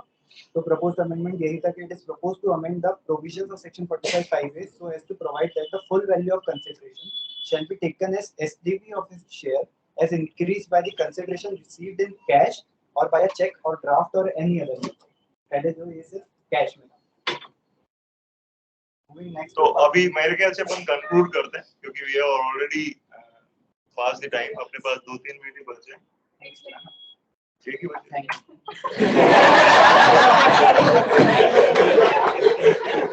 अग्निपथ वाला आपके पास वैसे भी क्लाइंट नहीं आएगा, है ना। So thank you very much.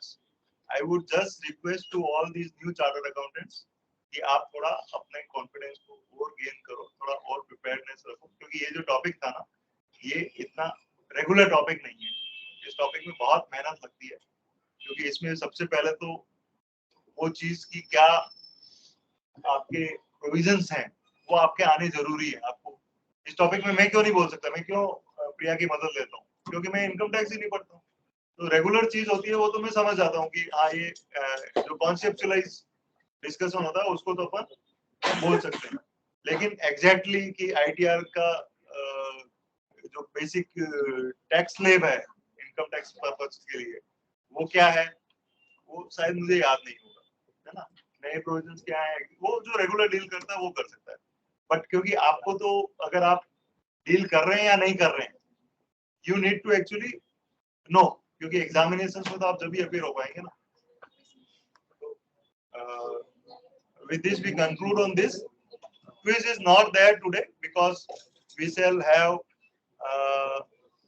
quiz only after you prepare for the financial bill 2023.